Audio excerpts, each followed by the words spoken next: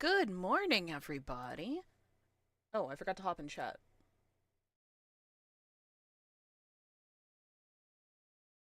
Hello, hello, hello.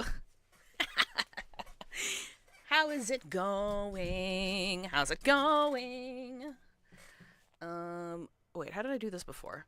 I think Steam had an update where it's a good update where pulling up another window doesn't allow you to see your taskbar on the monitor, and I've been relying on that for too long. So now I'm doing like Windows tab instead to get access to my volume control. There we go.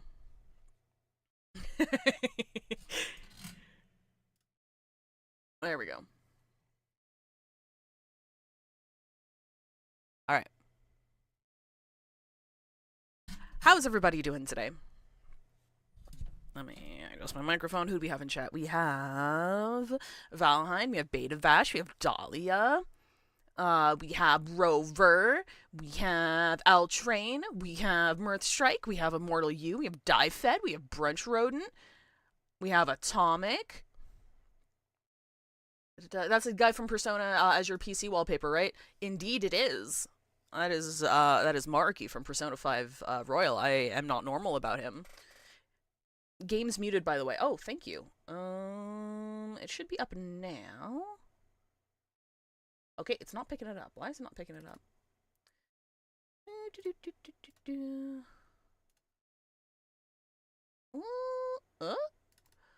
Okay, I didn't change anything. Let me swap this. Let me swap this.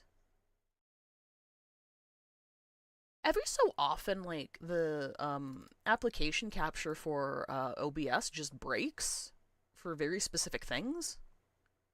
Do you watch all 3 episodes of the reverse anime yesterday? We did. It's so cute. It's a little hard to follow the plot sometimes, but, like, it's a very short, rapid-fire sort of thing, so I fucking adore it, though. It's cute as shit. Why is this not working? Hang on, let me try restarting the game.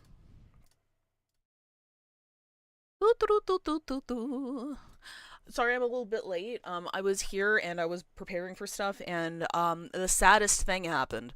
The saddest thing happened. My browser window that contained all of my the browser window I've been carrying for like the past 3 months that contained like 10 pinned tabs. I closed it at some point, and I don't remember what I pinned. So I'm just like, okay, there we go. Now it's working. I'm like, oh god, I sure as hell hope that nothing important was in there. Fuck. It's like, yeah, I'll pin this tab so I can remember to do something with it later, and I didn't have that many. It was only about like 7 or 8 of them. But still, it's like, oh shit, I lost those. I should have bookmarked them, but then my bookmarks are a mess, and I'm like, ugh. It hurts. Well, hopefully nothing important was in there.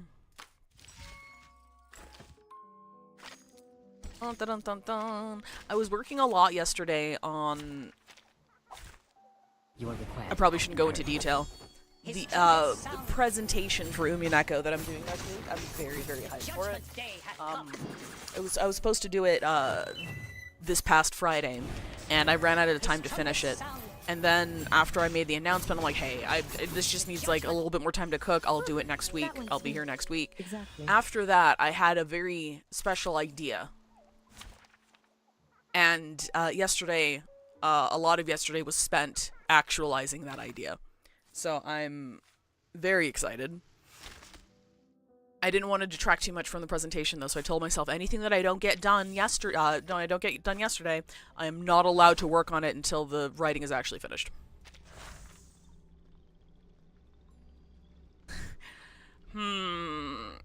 It's not. I feel it's not Alien T. It's never who you think it is. It's never who you think it is. Burton's hat? Fuck, Brimley? What?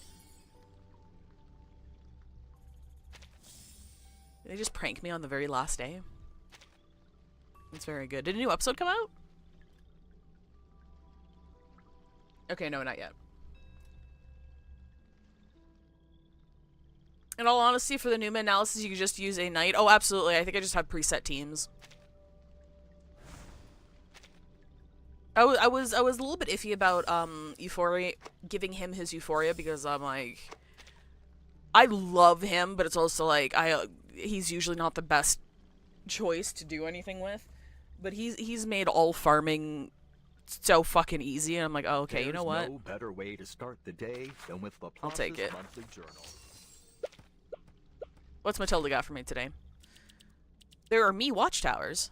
Just imagine these are standing.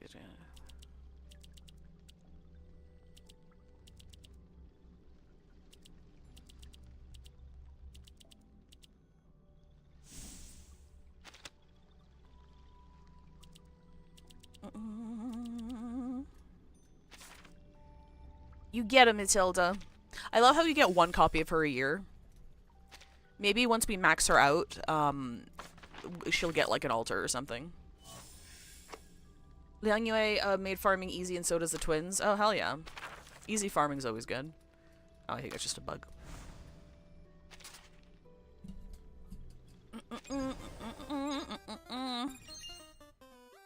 I'm so excited for the presentation, you guys. I can't stop thinking about it. I'm gonna be hyperfixated on it for the next week. Rightfully so. I hope people enjoy it.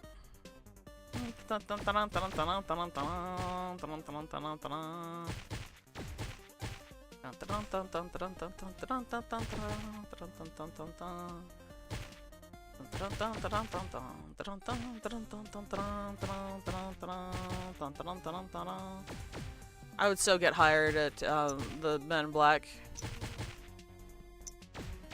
I missed. Perfect. Give me more Sharpodontes. I need them. Macro was banned on PC if only my iPhone had enough storage for the game. How big is it on mobile now?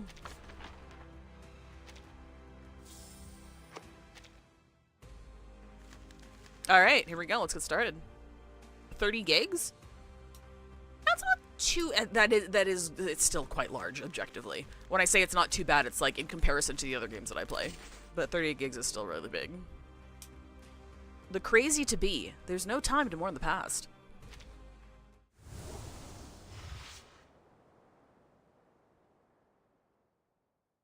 It got hot last night. I was crawled downstairs and slept on the couch. I slept on the couch last night. Sometimes you just need to change the scenery, man. Noise and chaos fill the exhibition hall again. Well, I shouldn't say the couch. I have like a loft bed, and then I have like a chaise under it.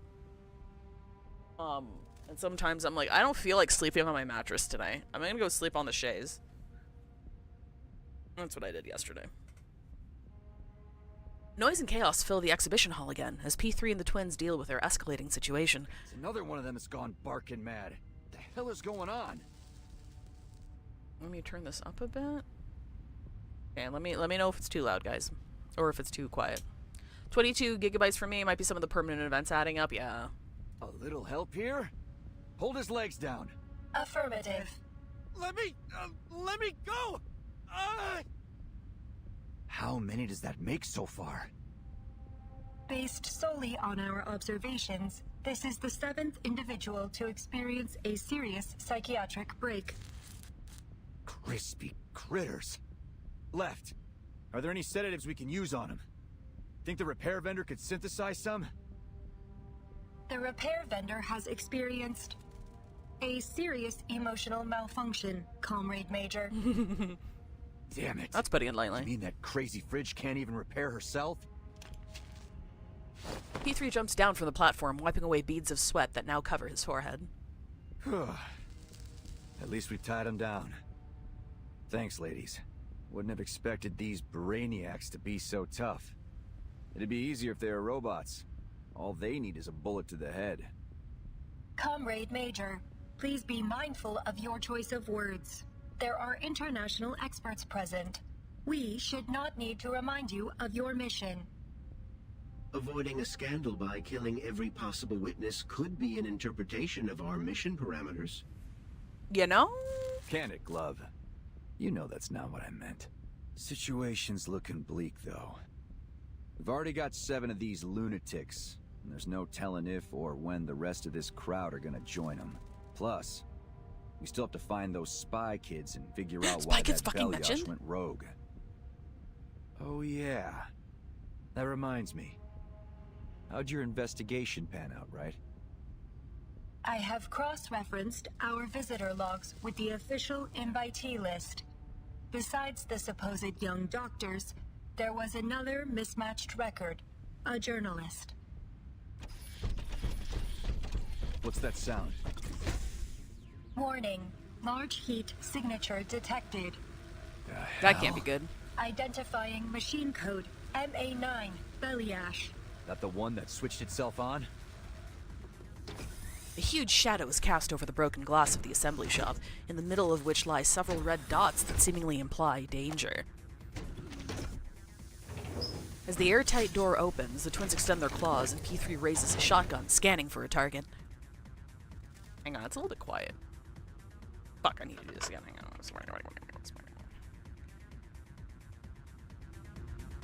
Oh, but just a little bit. The massive shadow lumbers into the light. Oh, please don't hurt me. X, is that you? The Belyash speaks as it raises its hands into the air. Please, listen. Huh? Good morning, caffeinated blacksmith.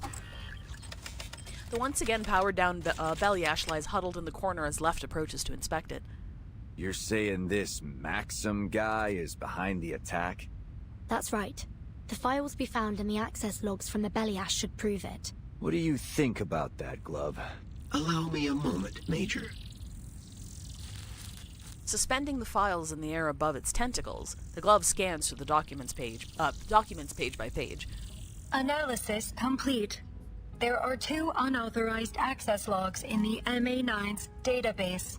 The access exploit used is materially similar to the one we found in Nora's log, but there is a newer entry, and it appears that the second hacker has left a program behind that I am unable to parse. That would be me. It's a patented and highly classified coding language. I'd advise against removing it for now. Otherwise, Maxim might regain control. Looky here. This seems to be a record of how our guy broke into the network. Any clue if it's the same one they used to crack the database? Dude, I never even considered the possibility of having, like, secret coding languages. P3 hands one of the files over to Left. Affirmative. It is reasonable to conclude that Maxim is Those even responsible for the malfunctions affecting Nora, the VOV-A6, and this MA9 Belyash, and therefore that he is also responsible for the wider attack on the exhibition hall.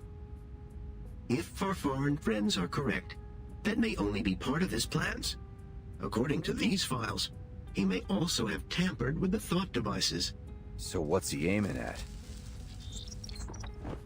Charles turns another page in the air as he answers the question. His already demonstrated sophistication with robotics suggests he could have easily adapted the thought device. To start with, he is likely using his own device to control the facility's robots remotely. But it's only logical to conclude his aim was to bring about an international uproar, to disrupt the launch of Collective 2.0. If that's the case, could he also have something to do with what's happening to the scientists? A reasonable hypothesis, to be certain. Crispy critters, we've jabbered enough. Let's just find this asshole and beat the truth out of him. Do we know his location, ladies? There have not been any registered turbine departures since the beginning of the attack. We can infer that the suspect is still somewhere within the confines of this platform. Oh shit, he's still here? If he's still here, then he must have intended to observe things from a secure location. Is there a room in this facility where you might be able to monitor the entire exhibition center? Somewhere secure? Excluding offline locations. Analyzing security and monitoring feasibility. Conclusion: the power control room. Do we have some way to check if he's there? Affirmative. Provided the communication system linking these locations is not damaged. Left attempts to contact the power control room. After several failures, the connection goes through. Are you there, Comrade Maxim? It's not the police. There is no response. There is no response from the other end of the line. We must conclude that your attack on this facility and the staff here has some specific purpose or goal. Are you willing to open negotiations? No response. Maybe he's not home? Comrade, you should be warned that... Maxim, we've been to your hideout. We know you were there recently. We saw things from your childhood there. Your belongings, the toys you played with, even your family photos. You were such a nerd. A woman there, Tamara, told us your real name is Vanya. I recognize your voice. Dr. Verton, I presume. You're wasting your time. And you don't have a lot of that left. You're about to get what you deserve. Every single one of you drooling lackeys of that hack Sechenov. I'm not going anywhere. So if you're planning to kill me, do it. But it won't stop a damned thing. The line cuts out. This guy's got a death wish. What's he planning? What does he see that we don't? Whatever it is, he's made it clear where to find him. The power control room. There's a sudden burst of commotion from the huddle of survivors. Hey, Alexei! Stay with me, pal! Somebody, please! He needs help! In a corner, a familiar scientist holds on to his shaking friend. I'm here. What's happening? I don't know. He's starting to seize up like the others. Tie me up. Don't let me. Yeah, got it. The two men lift the scientist and carry him off into the next room. They've barely left sight before the screams begin. P3 returns with a dark, haunted expression. The other scientist follows behind him, sagging low at the shoulders. Crispy critters. Can't wait to get my hands on that son of a bitch. Hold things down here for me, will you, ladies? I'm about to carve a warpath straight to him. I do love how they have to add like a filter on top of the curses. I remember one time it failed, and it was memed on in the community. It's like, oh, you said fuck. Comrade Major, before he severed the connection, Maxim warned that killing him would not be sufficient to stop his plans. Perhaps further investigation is needed. And what's your big idea? Wait around until all these eggheads crack? It remains a matter of critical importance that we determine the nature of their neurological distress.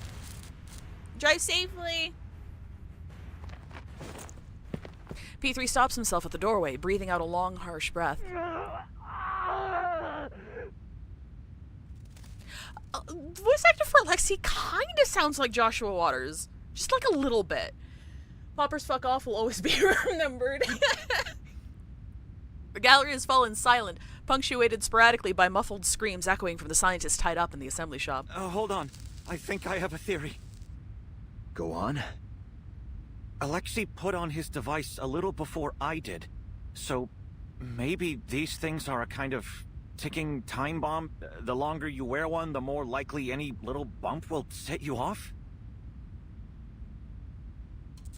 Everybody in the room slowly turns to look at X. That would explain why it isn't happening all at once.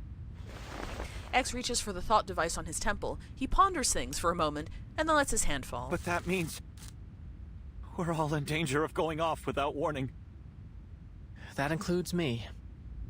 Why do you look so pleased about it? The others look to X with newfound concern for their colleague. There's no reason to think I'm immune. I polymerized myself and installed the device around the same time as they did.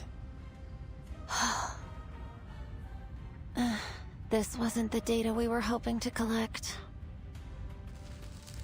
There are harsher words resting on her tongue, but she bites them back. I know you wanted a deeper understanding of this world, but why did you take such a massive risk? Think about the ramifications. The You Rammies, could bro! lose your mind. Or worse, your life. This is an absolute disaster. I should never have let things get this far. There's always a method to these things, Mesmer. We aren't finished yet. X points at his thought device. Progress requires risk. We've always believed that. As researchers, we discover truth through experimentation. Now, we have one critical piece of the puzzle, and the minds to crack it. Are you suggesting we try to dissect a thought device to pinpoint how it causes these psychotic breaks? Precisely. Hex, yay, new experiences! The therapist takes a moment to weigh the risk before she agrees. You're right. There's no use complaining now.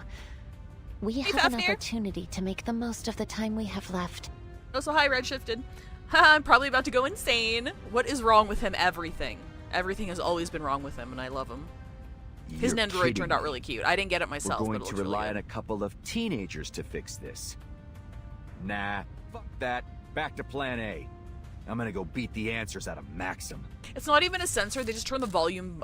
They turn the volume down like halfway through the word. It's very funny. Wait, Major. The people here need you. Besides, he already made his intentions clear. He'll die before telling us anything. We have to solve this problem ourselves. I missed most of last stream. Is P3 still a dick? Yeah, yes. He's working for who I thought was going to be the final boss. But then I came to the conclusion, nobody say anything, I haven't played Atomic Heart. Then I came to the conclusion that this story might take place before that scientist goes completely off the rails. Possibly. And before the scientist goes off the rails, maybe P3... Like, that's why P3 still a lackey working on his side, possibly. Because, the scientist is obviously going to crack. Like, obviously. But I don't know if it's going to be in this event or if that's a key plot point in Atomic Heart. What's more, it seems your companion is the only one here with any working knowledge of the thought device. We'll need his help. Someone still needs to get him before he causes more trouble.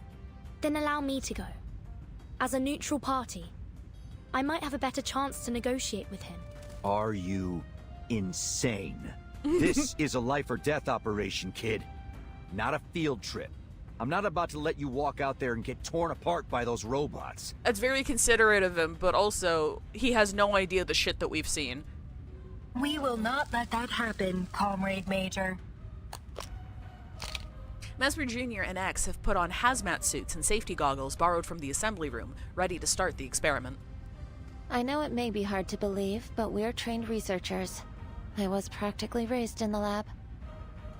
We may have come here under false pretenses, but we're proven and capable scientists. We can handle this. Mesmer Jr. and X nod in unison and begin working on the thought device. I guess that means the summit's back on.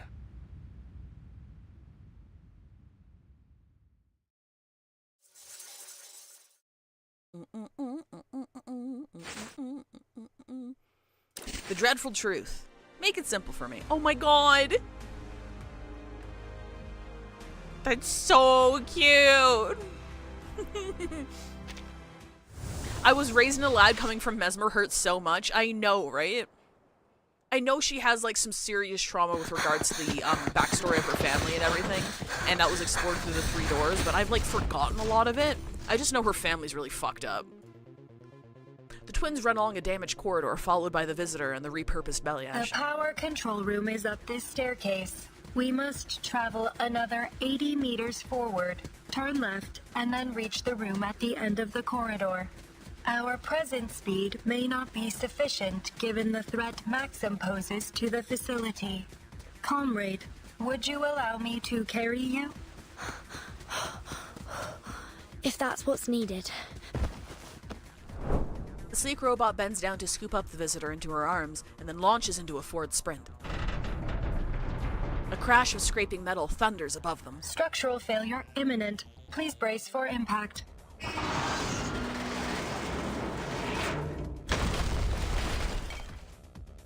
The sudden lockdown of that doorway is unlikely to have been accidental. Maxim may be aware of our approach. Comrade Doctor, are you hurt? I'm fine. It's only the dust. Apologies, comrade. I will attempt to warn you should I perform a slide of that nature in the future.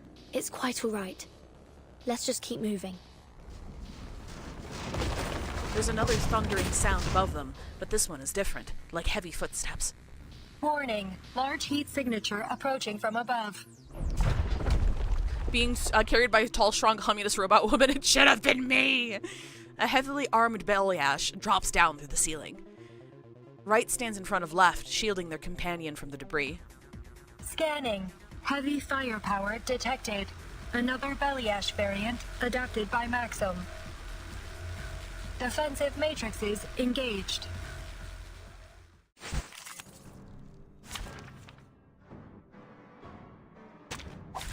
There is time still to avoid this fate. I know they're conduit, but we ain't got no other conduit units. And also, I don't got the twins either. Hacking the collective and now upgrading robots with high-powered weapons. He has the makings of a brilliant engineer, so why bother with the journalism act? May not be an act, comrade. The proliferation of advanced robotics throughout Soviet society has meant people across many professions have the time to access and master mechanical design. All the same, it seems he learned a lot from his father. I still don't quite know how this works.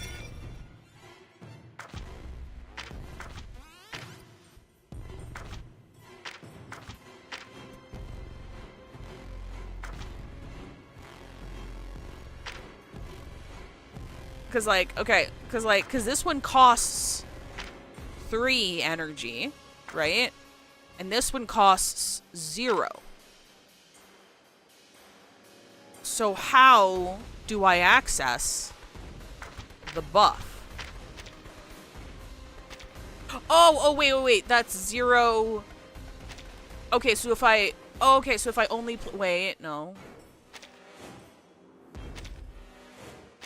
So if I only play one type of card and then pop my ultimate.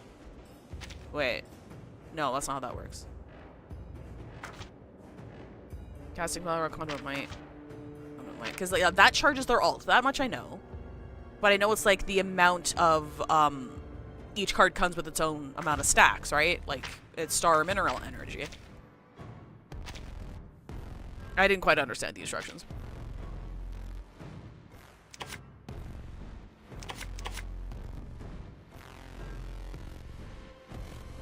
I think I'm too stupid for this. So is this how many stacks? Or is this going it will try to auto cast whatever conduit cards are on the screen. Oh, so I don't choose them. Oh, okay. Okay, so I don't choose them. So it automatically comes up. So if I have 3 mineral energy by the end of this turn, the attack will launch. But if I have less than 3, the buff will launch. Okay, I can see that. Valid data.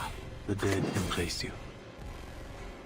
Well, we don't have enough. So we're gonna do... Magnetic field. Magnetic field deployed. Loading. Another unsolvable clue. Show mercy. Barrage. Okay, they all died anyway. No written report needed. They should push your management style everywhere. A temporary lab has been built in the corner of the assembly shop. We have 2 unused thought devices to examine before we poke around in anyone's head. Oh my god, Mesmer's so cute. You can swap between the skill sets by tapping the ones on the screen and then tapping the... I click the other set that comes up. Okay, I thought I tried that. I must not have done it properly. Thank you. Let me see them.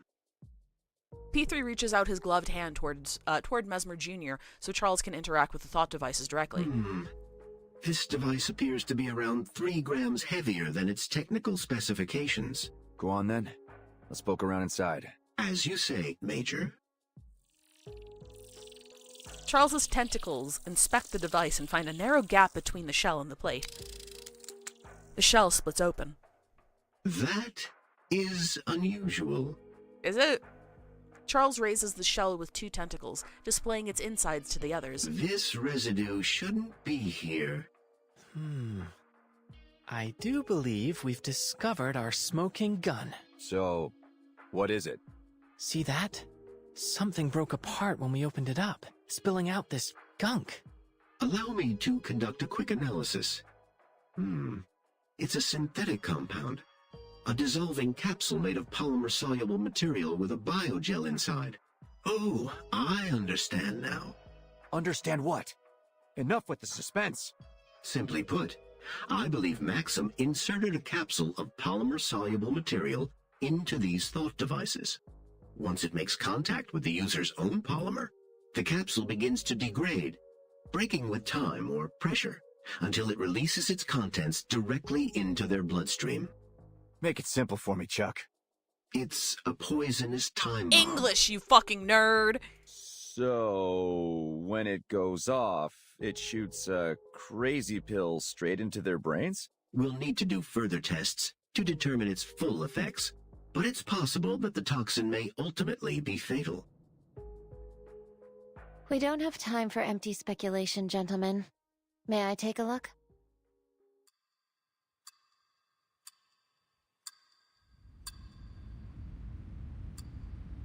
Their investigation continues. P3 stands tapping his foot, impatiently craning his neck away from the operation table. He's been reduced from soldier to Charles's glorified lab chair. We done yet? I'm getting a cramp standing like this. Almost. Hold me higher. I can't see the screen. Yeah. What did I do to deserve this? I should be out there smashing heads. You are a vital asset to this operation, Major. I couldn't have done this without you. Oh, gee. You're gonna make me tear up, Charles. I think I've isolated the substance. Do you recognize this molecular structure, X? No. It could be that this molecular structure is unique to the science of this world. Maybe we can preserve a sample for study back at Laplace. You do understand your life may depend on this, don't you? Is there a chemist here? We're having trouble identifying this substance. I can help. I have a doctorate in medicinal biochemistry. You did seem to be an expert in intoxicants. Have you sobered up yet? Call me a drunk if you like, but I'm a drunk that got invited to this international summit. Now show me the damned report. I thought you said you were scientists. This one is almost trivial. Even a high schooler could identify it. Oh, but this is a tricky one. Its structure looks similar to adamantane. It's a novel kind of synthetic neurotoxin. Quite brilliant, in fact. Maxim could have gotten a patent certificate from the Discovery and Invention Committee. Focus, please. You're all in serious danger. Mobius, god damn it, I'm an FPS protagonist. I in can the make wrong a list of compounds crossover. that may help neutralize the toxin, but there's no way to guarantee anything. In an ideal clinical environment, we would run trials to determine effective antidotes. Are there any lab animals here? If only we'd invited Medicine Pocket along. I doubt we'll be able to find any living animals here. We'll have to test the reactivity on blood samples. Maybe we can collect it from the scientists that have died. I would advise against that.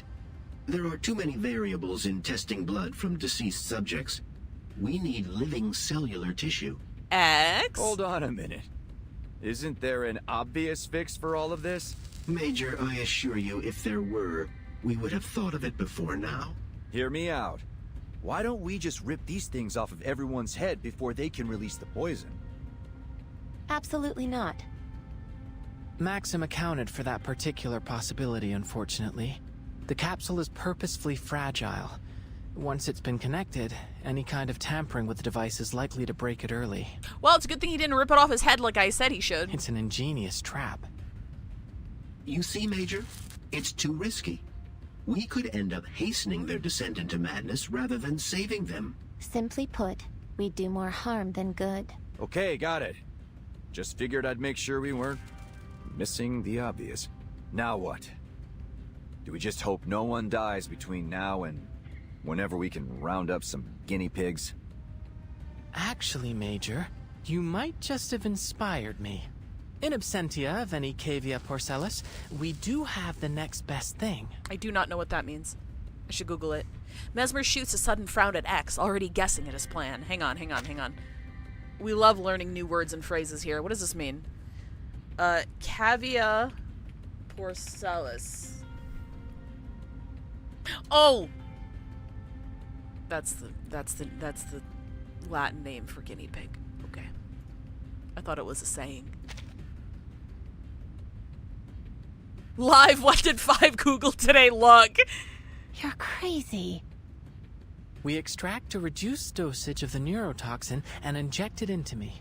Then, we test out the antidote systematically until one works. You already sound insane. Always has.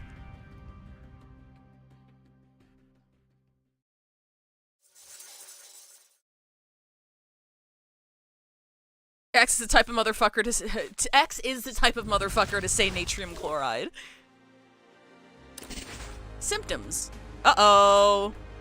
Uh-oh. A noble cause may call for sacrifice. Vengeance demands it. Insane. I kill people. He kills people. He's killed at least one person with a Rube Goldberg machine, so no one could trace it back to him. At least one person. Besides, how do we know your device hasn't already triggered? If we inject more of that stuff into you, even an antidote might not be enough.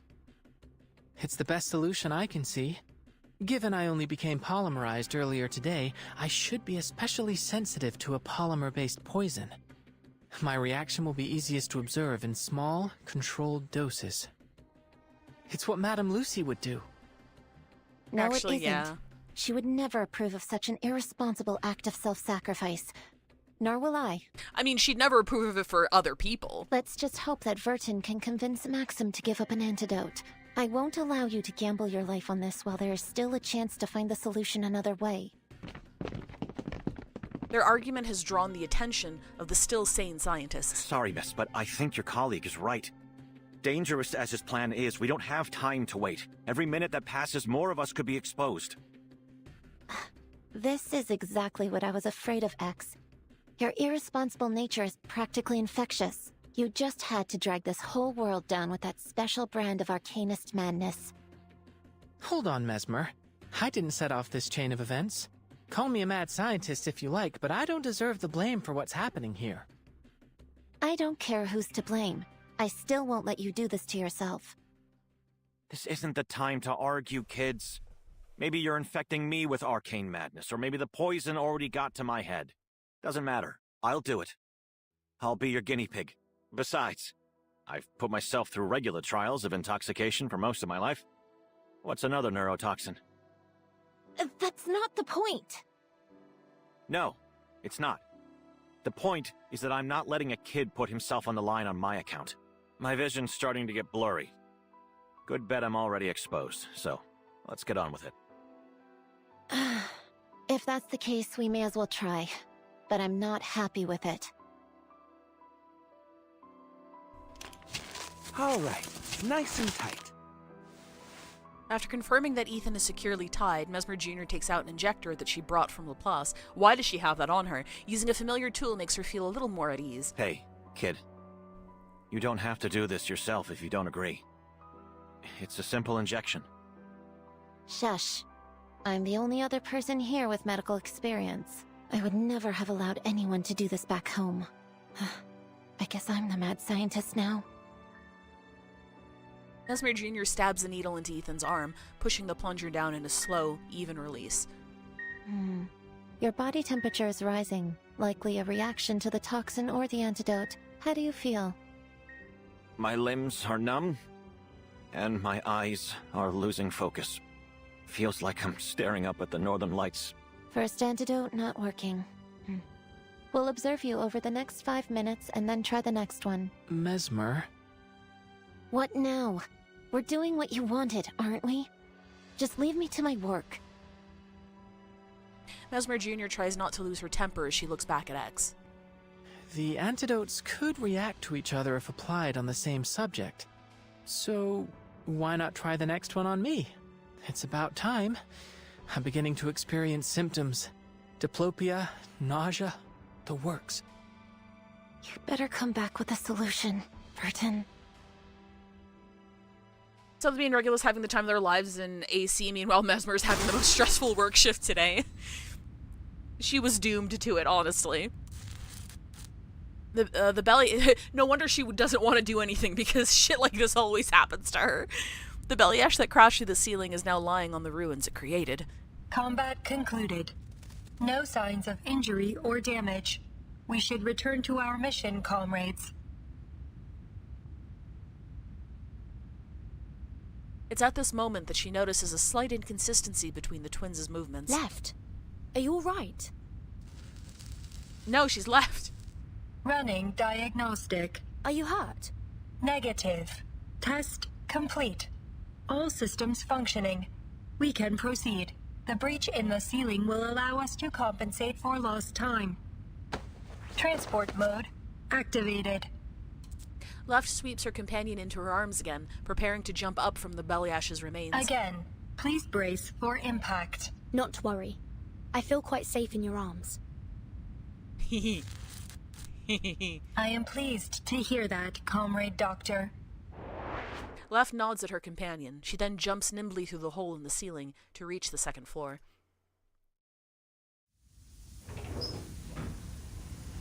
The warning lights flash as the airtight door creaks open, illuminating the power control room. Please be careful, comrade. We advise you to stay outside of the room until it is secured. That must be why Sechenov always preferred the company of robots. Always ready to sacrifice themselves for the good of humanity. Mesmer starts twitching whenever Vertin shows up at her door because this shit always follows. It's true. At first I was like, when we first got to know Mesmer Jr., I was kind of like, well, I mean, like, she's kind of uppity. I mean, it's awesome to have variance in character attitudes, and not everyone's gonna like us, obviously. I mean, it's not a complaint, it's just an observation that she's kind of like, oh, it's you guys again. But, you know, as time goes on, it's like, oh, that's why she's like that. Because, as you mentioned, every time she sees Vertin, she's like, oh, God. Please get out of my lab. Please get out of my lab. I don't want to be on your crazy adventures. Don't involve me in whatever the fuck you're doing, please. Maxim sits relaxedly in a soft chair in front of the instrument panel. I wonder what you really think. Do you see other robots as your people? Does that emotion module of yours prick with doubt or pain when you see your kind die? We are not obligated to answer your questions, Maxim. Oh. I suppose the real question is, can a robot truly even die? Ah, that's a question that would have fascinated me when I was younger. Maxim, what did you do to the thought devices? What makes you think I would tell you? Maxim stands up, fixing his wrinkled trousers. I'm not from here. I don't know what Collective 2.0 means to you, or to this country. I just want to understand. Yes, tell me how the big scientist is evil. Like, I know it in my heart, but he hasn't actually really done anything yet. You expressed concerns about it before. Maybe you think the world would be better off without it. I don't know. But what I do know is that what you've done here is wrong. Whatever the intention was, it wasn't worth killing innocent people. Whatever the intention. You're more right than you know, young lady. A huge robot with a round belly appears behind Maxim. But I'm not special. Making ends justify the means. That's just the way we do things here. Haven't you figured that out?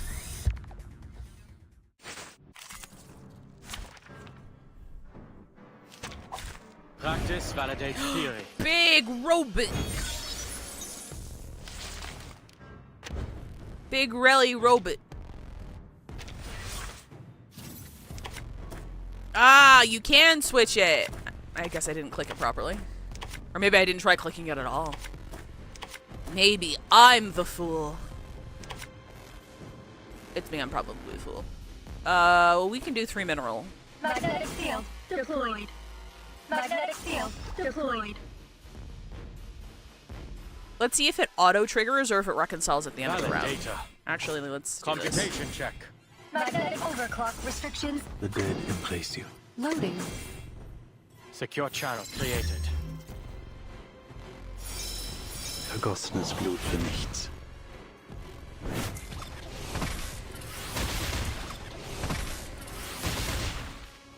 to shoot. Okay, never mind. And now to return to my long-term mission. Rest. Mesmer wants Vertin out, but also at the same time, there's probably no one else who she can empathize with over the events of Chapter 3. I think that's what makes Mesmer such a good character as well, too. I'm so glad we get to see more of her. The robot is torn apart, its components scattering all over the floor. Sparks pop from its torn wiring, lighting Maxim's dispirited face. Target down. Area secured. Please, Maxim, tell us. Is there an antidote, or at least some way to prevent exposure? Is that your best effort? The Argentum unit would have at least brought truth serum. If you were trying to stop Collective 2.0 from launching, you already succeeded. There's no way they'll release it on schedule after everything that happened here. Do more people really need to die just to make this a bigger scandal? Maxim places one hand on his temple, pondering, then lets it fall to his side. Sechenov deserves every punishment coming to him. But you're right. I never wanted people to suffer in vain. There is an antidote. Abnormal heart rhythm detected. Comrade Doctor, be careful. He may be engaging in deception. It's all right. Please, Maxim, just share it with us. It's a simple antidote. Though, I'm afraid I'll be taking the first dose. He draws a pistol out of his pocket. Oh! I got your antidote right here, buddy! One shot of lead to end the suffering of a hopeless man in this hopeless country! Maxim, no! Jesus! Kills myself in front of you to change the trajectory of your life forever.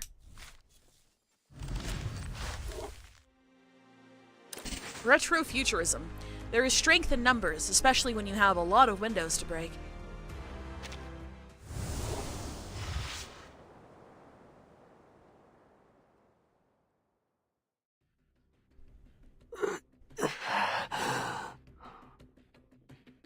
One by one, the other scientists volunteer themselves. They come wordlessly and resigned to do or die for the good of all the others. The only sound in the room is the dull moaning of the insane. If I had a nickel for each time someone edited themselves in Reverse 1999, I'd have I think that's the third suicide we've seen. Like, him...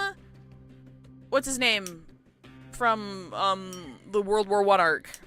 Was his name Braun? I don't actually fucking remember what his name was. Joshua! Joshua's back with McDonald's. A dude just shot himself in front of us. God damn it, not again. I know, right? These motherfuckers are addicted to shooting themselves in front of us. Addicted to doing that and changing the course of our lives entirely. That's what I said! Chat says hi. Say hi, chat. Hello, chat. Tell chat what you got for breakfast. We have McGriddles. Hitting the McGritty. I made sure you're... Yeah. Is this mine? Yeah. Okay. Oh, thank you. Thanks! Alrighty. We usually have like a spare packet lying around somewhere. We're hitting the McGritty. We're hitting the McGritty. Alright, Shaq, give me like 2 seconds. We gotta hit ad break like pretty quick here anyway. I didn't inhale my sandwich during ad break. There's no cuts. Or you could just, if you're using the bottle, I could just borrow it for like 2 seconds. Yeah. I want hash brown. Hash brown good. We're going on ad break pretty quick here. I just want to, get ready first so that I can try and inhale the sandwich in 3 minutes once I hit ads, so. We're not going to continue for, like, another 6 minutes or so. If I were to make, like, an ideal breakfast from fast food stuff, have any of you, like, tried, the Burger King, hash browns? They're like little hash brown bites. Those are my fucking favorite. I would probably have to go with like a McGriddle from McDonald's, but like the hash browns from Burger King. I think, is it Wendy's that has like really nice French toast sticks? I can't remember. Yeah, the little tater tots! I don't think mine do it. Is it only a breakfast? It is. I'm gonna out myself here. I don't normally have it because Burger King stops breakfast at like 9 o'clock, I think. And I'm never like out and about early enough. Usually I'm not even awake early enough, but I'm usually not out and about early enough to go get them. So the only time I've really had them is like at the airport. So I associate the Burger King breakfast tater tots with like traveling. Because they're usually one of the few of the stores that are open like super early. I work nights, so I'm never up in time for breakfast menus. Aww. That sucks. They should have like super, super late night breakfast for people coming off of work. 1 and 1.3, a lot of appear on in 1. Oh yeah, a lot of appear on in 1.9. 1 and 2.1, 1 and 2.2, a lot in 2.6, 2 and 3.0, 1 and 3.1, and 1 and 3.5. Like, I don't know how to explain it because I do know how to explain it because like even if you're not going to die as a playable character, that doesn't stop like horrible shit from happening to you anyway. So I was still a little bit scared when Enigma's whole promo thing was him putting a gun to his head, right? Like, I knew he wasn't gonna die, but I was also like, uh-oh. He's not gonna permanently incapacitate himself or something, is he? That was a wonderful few years when McDonald's had 24-hour breakfast, right? I used to like McDonald's, but my gut can't handle it anymore, that's fair. I feel like breakfast menus should stop at like 11 a.m. Like 9 is way too fucking early to swap to lunch. I know, right? The McDonald's here stop at 11. Usually they're the only ones that stop breakfast at a normal time. Elsewise, like other places you can get. If you're ever, I don't think the A&Ws in the States do this, but if you ever find yourself in Canada, you can go to an A&W in Canada. You can get a breakfast platter for like $8 Canadian. And it comes with like the whole shebang. It comes with like eggs, it comes with bacon, and it comes with toast. Or you can swap out the toast for hash browns. And it comes out on like it's like a big fucking platter they have for it. And I'm like, this is a good value fucking fast food breakfast. For nowadays.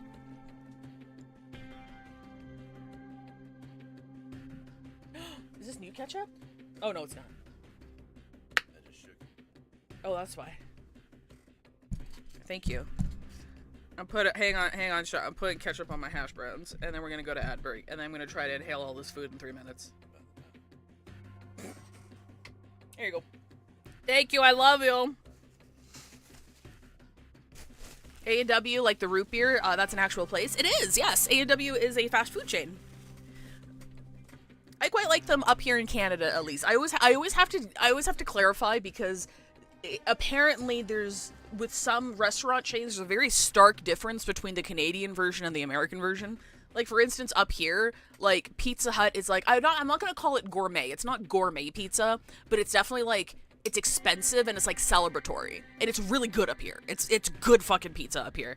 But it's quite expensive if they don't have, like, a big sale going on, right? But then I've heard people in the States be like, oh yeah, Pizza Hut just fucking sucks. I'm like, oh, does it? Oh. Whoopsie. So I don't know, I can't vouch for A&Ws in general, but up here in Canada, they're quite good. I like their burgers. They name all of their burgers after family members, so you've got, like, the teen burger, and the kid burger, and the mama and papa burger, and I think they also have, like, the grandpa and grandma burger. So you can get, like, a double teen burger. It's very cute.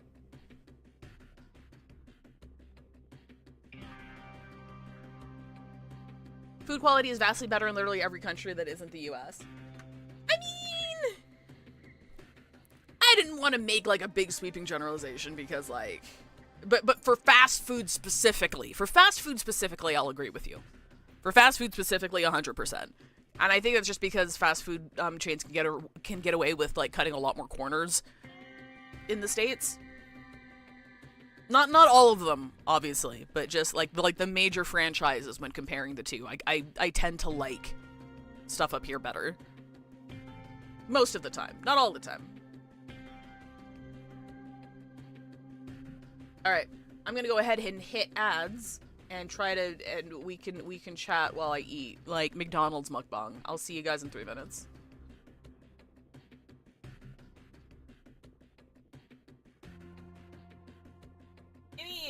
Haven't had Pizza Hut in the UK for a while, but remember the pizza being the breadiest and most garlicky of the chains? Hell yeah. I do really like Pizza Hut like crust, personally.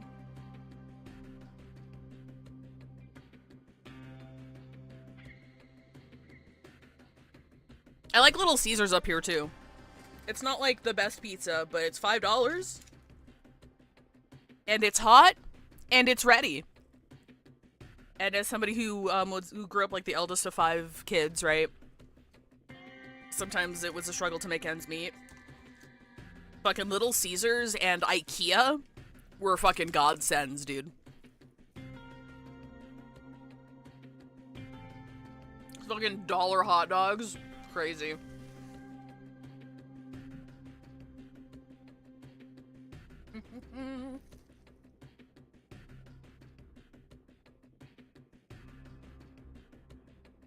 Dude, Crazy Puffs are sinfully delicious.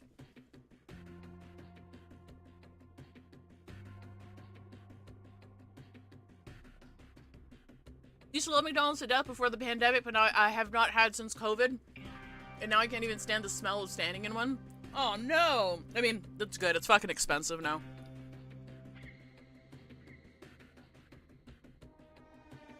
Yeah, if you have a Little Caesars and they have Crazy Puffs, get that shit.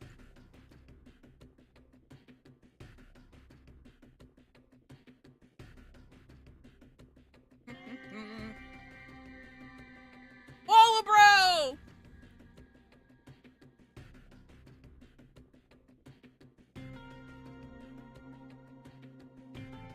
Hang on, how many people are here?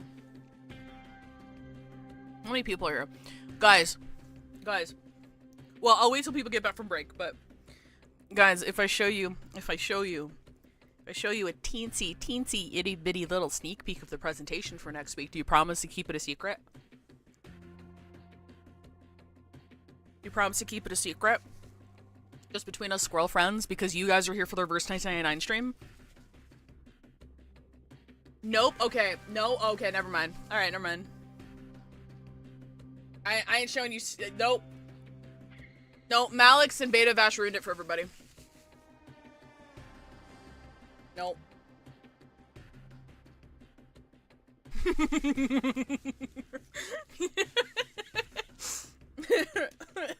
I'll show you guys.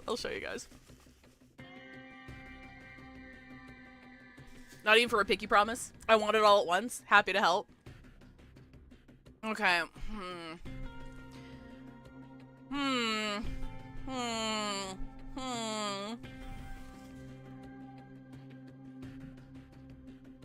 We know what we are? Okay, that's fair. I show it, you guys are gonna clip it out of context and spoil it for everybody. I can't trust you with anything.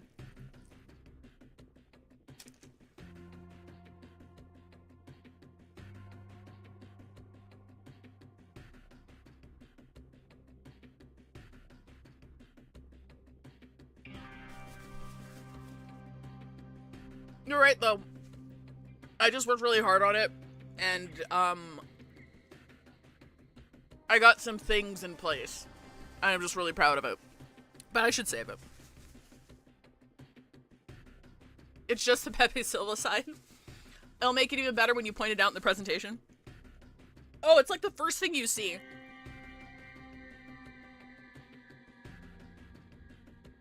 But yeah, I'm telling myself, whatever I couldn't get done yesterday, I'd have to stop working on it and then continue writing. And then if I finish writing early, then I can continue working on it.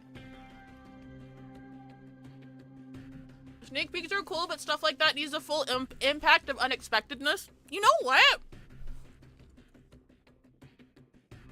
I really respect you guys for that.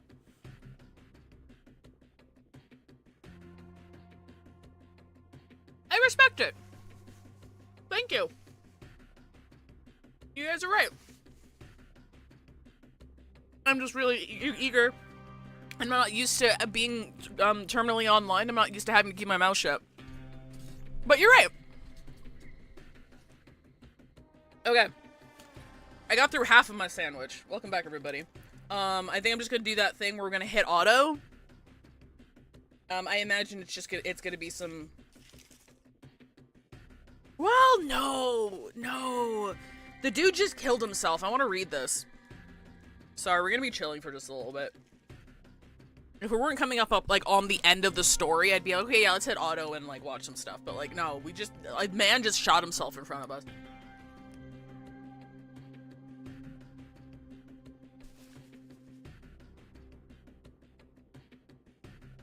Especially if it's the first thing you want to bash us right in the face and body with it. True!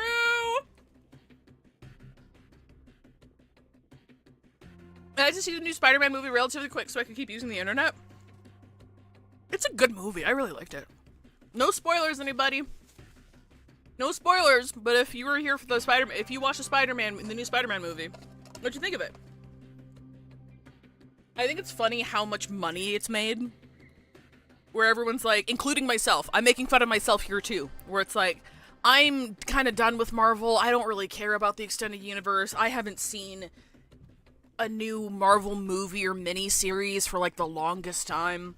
But then Spider-Man comes out, it's like, okay, yeah, but we're all gonna go see Spider-Man, right? Like, Spider-Man doesn't count. Like, we all go see Spider-Man.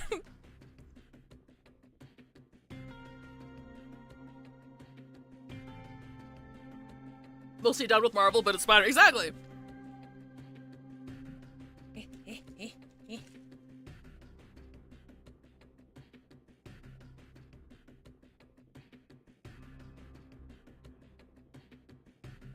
It's very good.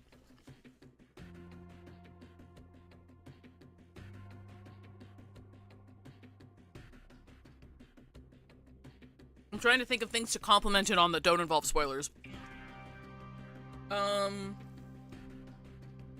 I guess it's something okay, this is something I can compliment it on because it's something it's always done. Where it's not afraid to not resolve certain points of tension. Even if they're not, huge points of tension. The new MCU Spider-Man isn't afraid to be a bit of a slow burn and have its development across multiple films. And I think that's what keeps me coming back, where it's like, I know going into it that there were a lot of things unresolved. And I know coming out of it there's going to be a lot of things unresolved. And it's not in come back for the sequel cliffhanger sort of way, right? It feels more grounded than that. It doesn't feel like bait to come see the next movie. It just feels like you're continuing a story that you saw the last part of a couple of years ago. And I really enjoy it for that. I do very much enjoy it for that. And I think that's also why people, if I could hazard a guess as to why people enjoy Spider-Man so much, even if you do have Marvel fatigue, is because it's like that, and it's so self-contained. I think the biggest criticism I've seen from people I know about the new Spider-Man, no spoilers, is that sometimes, well, there's two criticisms. The second one I agree with a lot, but the first one I also kind of agree with, where it's like, the most recent movie, there's things in it that makes it feel like they knew that this was the only Marvel movie you were seeing. So they include things from the other Marvel shows and the other Marvel movies to remind you of their presence, if that makes sense. Like, it's not as ham-fisted as oh, it's a cameo from so-and-so, they're here for 5 minutes. It does feel a lot more natural, but they do have, certain characters and certain plot points that are oh, that must have been from a series I didn't see. Because they know they know you're only coming to watch Spider-Man. They know that a large part of their audience has not caught up with the extended universe, so there's a lot of, little points like that. It doesn't feel like you're missing out at all, don't misunderstand. Like it doesn't, they do it in a way that doesn't feel like FOMO, that it doesn't feel like, oh, I missed this huge fucking thing and now the impact of it is lost on me. Not at all. But it is very like, oh, that must have been from that. Oh, that must have been from that. Oh, yeah, that guy. Yeah, okay. Or that girl. Oh, yeah, okay, yeah, sure. And it felt like there was a lot more of that in this movie compared to the other ones. Now, the second big criticism was something that actually didn't sit right with me when I watched it, and it didn't really click until I saw a discussion of it online, and it kind of reinforced, oh, yeah, that is fucking weird. And it's more of an ideological thing.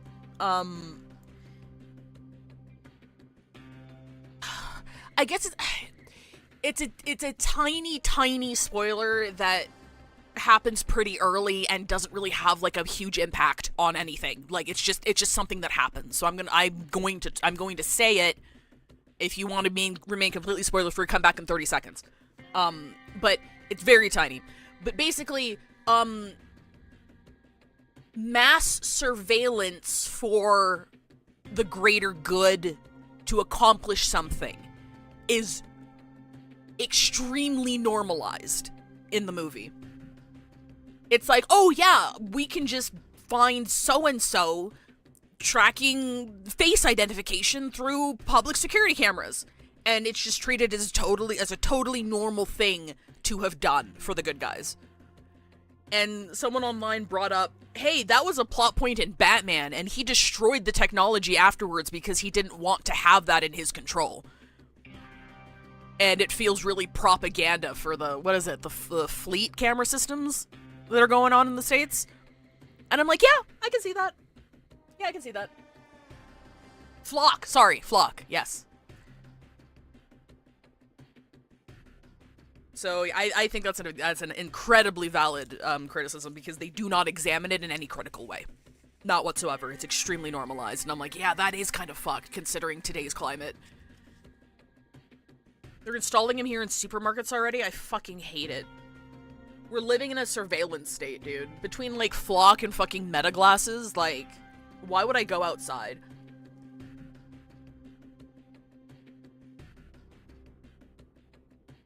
Why would I go outside?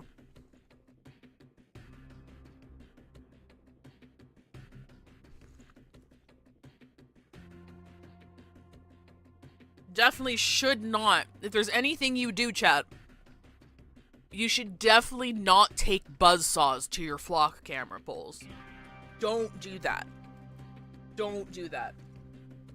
Absolutely do not conceal your identity and take buzzsaws to Flock cameras. That's against the law, in case you didn't know.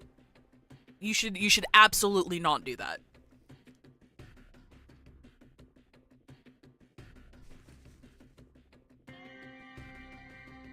Flock was talking about getting cameras mounted on Uber or Lyft vehicles. Why am I not fucking surprised?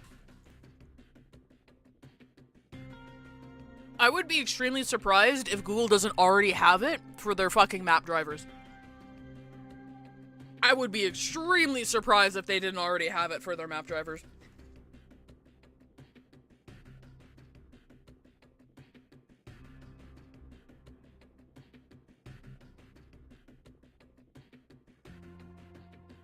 Oh yeah, Rover, you're right. And, like, don't approach it from the reverse side. Because that's only suspicious people do that. So you definitely don't want to do that. That's causing, like, public harm to city infrastructure. That's like taxpayer dollars, right? You definitely don't want to destroy them using buzzsaws.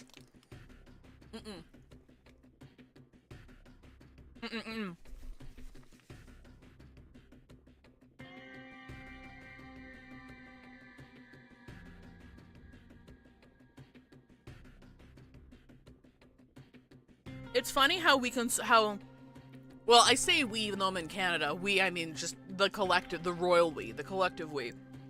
It's funny how we can slowly descend into living in a fucking surveillance state, but cops still can't consistently have their body cameras on. It's funny how the fucking minimum wage warehouse employee or fast food employee has to be monitored 24/7 and can't so much as scratch their ass without getting written up. But the people who police our country with lethal weapons and bigotry and structural injustice can't have their cameras on 24/7 with that footage publicly available.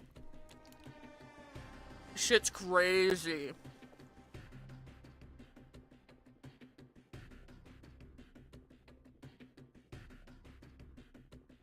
The cameras are publicly funded, but when they get damaged, it's destruction of private corporate property. Funny how that works. I did not know that.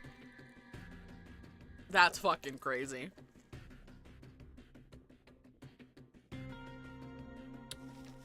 Between this and the AI data centers, man. I don't know what to tell you, Mark. He was right. Y'all some of y'all motherfuckers laughed at me when I was arguing in favor of what he wanted to do to the world. And then we played Red Strings Club, and I'm like, I would still hit that button. Sorry. Sorry.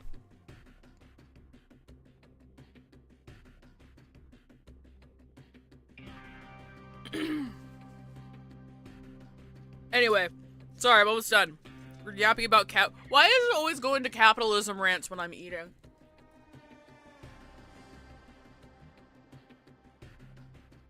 I need to watch the Persona VODs. Oh my god, I'm so sorry. There's so fucking many of them. It would likely take you, well, I mean, I guess that's with any game that we play, but it would take you less time to just play the fucking thing.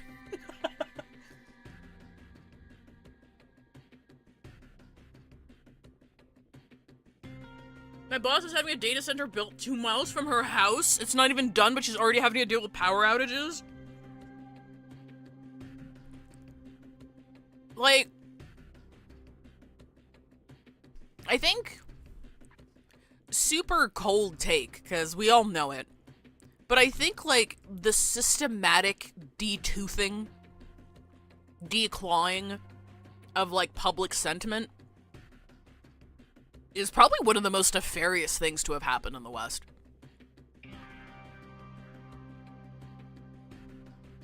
Like, no one's politically active. I shouldn't say no one. I don't want to doom post. There are plenty of politically active people out there. What I mean is, I should probably rephrase. I should say, political activism has been on the decline for a while. There are people, bless their fucking hearts, dedicating their lives and working hard for the greater good. There are people out there doing so much of that fucking work. But, like, if you look at voter turnout specifically is what I'm talking about. People don't go out and vote anymore. People aren't involved in their local politics anymore. Do you know who's in charge of your current, like, district / residential zone / section of your city? Do you know their name? Do you know how to file a complaint with them? Just basic ass things, right? And I'm guilty of it too. I'm not gonna sit here and be like, oh, I'm better than everybody. No, I'm guilty of it too. We all distract ourselves with fucking entertainment and internet and video games and shit. And everything just slowly, we spend our lives being exhausted and distracted. And, like, it's not, apathy is only a small part of it. It's not that people don't care, it's that we're too fucking tired. We're too fucking tired, dude. And it's all on purpose. And we've all grown, I don't want to say complacent. I feel like complacent, there's a measure of, like, why is it that once you finally get a break, oh, Hora! rather Dwarf than taking Raid! a rest, oh shit, you hi! instead come to me? Hi, Hora! Holy shit, hi! I was just ranting about capitalism and the current apathy, political apathy of society. How's it going, everybody? Dwarf Raid! How are you doing? Pocket Paros, thank you for the follow! Nice to see you here. Funny conversation to raid in on. Hello. Chat, look at me. Hi. Do you know the political person in charge of your current district? Not your mayor. I'm not talking about your mayor. I'm not talking about your governor. I'm not talking about, like, I'm talking about your specific community district. Do you know their name? Do you know where they stand policy-wise? If something happened in your community and you wanted to write a strongly worded letter, do you know where you would send it? If you don't, you should. If you don't, you should. We were talking about the advent of flock cameras and AI data centers and how neutered we are as a society, but it's not a doomerism thing. It's not me saying no one cares anymore, because there are people out there fighting the good fight. There are people out there who care so fucking much. Yes, I do. But Just in case. Hell yeah. Thank you, Curb. But it's also like, when you came in, I was just saying we're all too fucking exhausted. We're all too fucking exhausted and fatigued from various things to put our heart into that. And it's all strategic. It's all strategic. Did you know that in China they have laws against how many hours you can spend on TikTok, but they don't have those limits in the States? It's all systematic, man. It's all systematic. Our government, the world governments, they don't want you to be active, because you're easier to just enforce things upon, right? I think we all make fun of the French. It's an ongoing joke to make fun of the. Have you seen what happens in France when the government makes a decision that they don't like? Have you seen what fucking happens over there? Something that we would consider, oh, why is that such a big deal? Have you seen what fucking happens over there? I think we should be doing more of that to the fucking data centers. I'm just saying. The time to be polite is gone. It's gone. There's no reasoning anymore. We've tried to be nice. We've tried going to the council meetings and the city halls being like, yo, don't do that. We don't want a data center here. And we see all the clips that go viral of eloquent people who oppose it, and they put them up anyway. We all need to get a lot more angry, I feel like. We need to get a lot more angry. Everyone sees January 6th as an atrocity, and it was.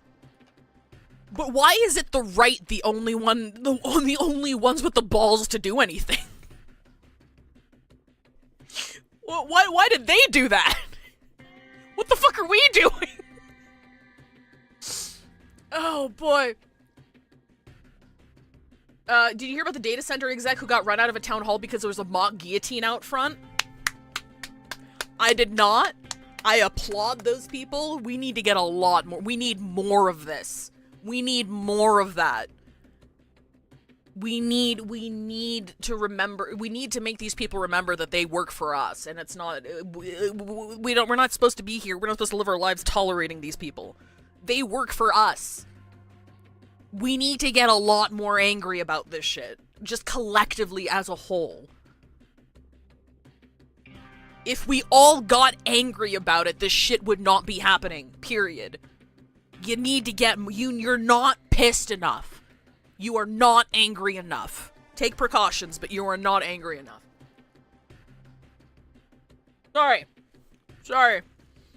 Funny enough, it had nothing to do with the game. I think we got to this, like, we're playing an Atomic... Hello, welcome everybody. I didn't introduce myself. Hi. Thank you, Jaunty Jackalope, for the follow as well. Hello, everybody. Thank you again, Horror, for the raid.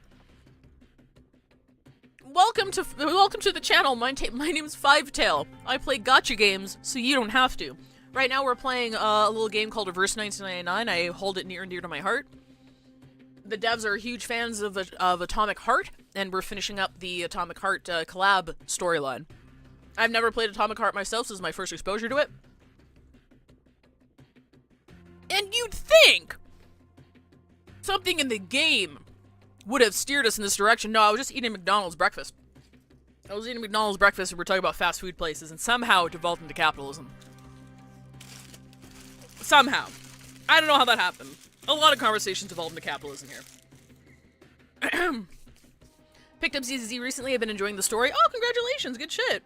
I should be doing... I'm a couple of patches behind on ZZZ, but I should be streaming it next week? I should be streaming ZZZ next week, and then we'd be doing the HSR Fate collab the week after, I think. We'll see. Main reason we're not angry enough is just because it's hard to get away with it, I think. Like they don't want to defund the police because that means it's harder to shut us up out of fear. 100%. It's not easy. Holding on to that anger and keeping that momentum is not easy. But, like, your anger can also manifest in a multitude of productive ways. You don't need to go out and protest, you know? But, like, there are different ways of protesting.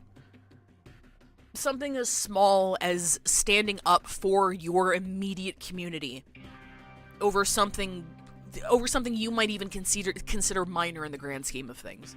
Something that only affects you specifically and the people in your specific neighborhood. And just knowing what's going on and standing up for the people around you and banding together is enough. You don't have to go out with picket signs and handkerchiefs over your faces, and that you, like, if you don't got the energy or you can't take on the risk for that, that's totally fine. But there are so many things you can do. And I think if every one of us got like 15% more politically active, the world would be a much better place. At the very least,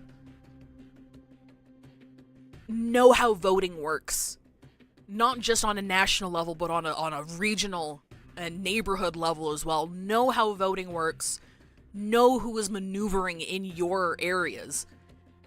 And make sure that your vote counts. Because the stupidest, most ignorant person you know, personally, in your life, in your everyday life, their vote counts just as much as yours does. And if that doesn't terrify you into just making sure you vote, I don't know what would, personally. Just 15% more politically active, and I think we would all be better for it. It's a tiny one. To tie into what Hora does, union participation has both correlation and causation towards better wages and standards of life. Fuck yeah!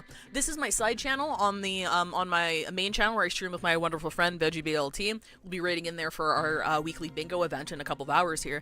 Our community is called the Union, and a lot of people in chat right now, before you guys raided in, are members of the Union. So go follow us on the main channel as well. Here, let me do a little shout out. VeggieBLT.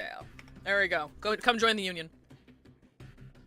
A little bit of educating does a lot too. I know it sounds crazy to say a lot of people, but if you just approach the opposition calmly with facts, they'll listen a lot more than you think. That's true as well. Like, polarization is also something that prevents people from becoming politically active. And this is something that happens on both sides of the aisle, unfortunately, right? Because we live in a very reactionary sort of culture, a very all or nothing sort of culture. So, like, I'm not saying you have to tolerate intolerance. That is not what I am saying. But if you approach people in good faith, typically they will hear you out in good faith, rather than if you just write them off for having a belief that doesn't align with yours and just writing them off as a fucking idiot, right? Like, it's if you approach people with facts and logic, and they're not super hardcore right-wingers, MAGA crew, right? That's also being politically active, right? It's not fun to always have to be the woke friend, and you don't always have to do it, but if you pick and choose your battles and just, like, educate people... That's concrete, baby! You know? That's considered politically active to me, at least. Just calmly approaching people around you and just trying to spread knowledge. Just trying to educate people. And engaging with people in good faith. It's so important. Hey, Pandy Bear, they started building a data center in a community near me without consulting the community. By the time they could say anything about it, it was already zoned and half built. And the city council more or less said tough luck, so it's being built without any community. That does not surprise me at all. I have seen I'm so sorry to fucking hear that, first and foremost, but I have seen so many cases of, again, they have, like, these town halls where citizens come up and people show up. It's not that nobody's showing up. When they do have them, people show up and they just get ignored. And it's like, how are they getting away with that? How are they able to do that? And that's why I was saying earlier, you should definitely not figure out how to firebomb your local data center. Like, don't do that. So much money went into it, you know? Like, it would be such a waste of taxpayer money and effort. It creates jobs, you know? definitely don't definitely don't vandalize and destroy property. It's not good. No matter how you feel, you know? You should not do that. Hey, John Doe. Anyway, long story short, everybody needs to get a little bit angrier and a little bit more politically active. You don't have to pull up your torches and pitchforks and charge your local office. You don't got to do all that. But make sure you vote. Make sure you know what's going on in your local community. Like 15%, just dial up just a little bit. Yeah, do you know how much RAM is in those data centers? Does anybody need RAM?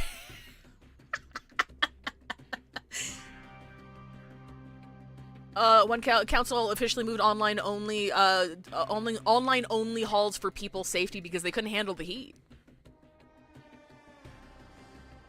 Hang on, here we go. Oh, hang on. Let me pull this up real quick. Someone should probably tell the rich that workers banding together to present formal address of grievances is the alternative we worked out a long time ago to breaking down the factory owner's front door and beating him to death in front of his family. I feel like they forgot. I mean, yeah. Like, yeah, do you have an idea how many people died before unions became a thing?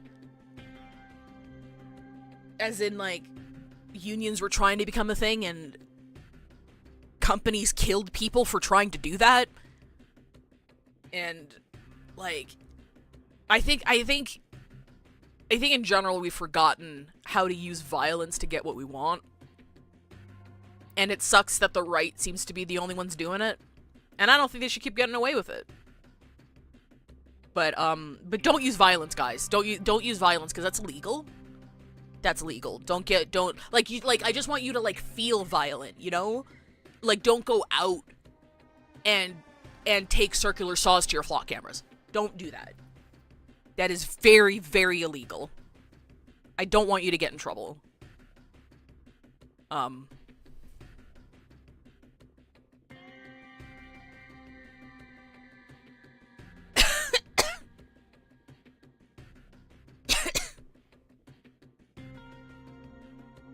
Alright.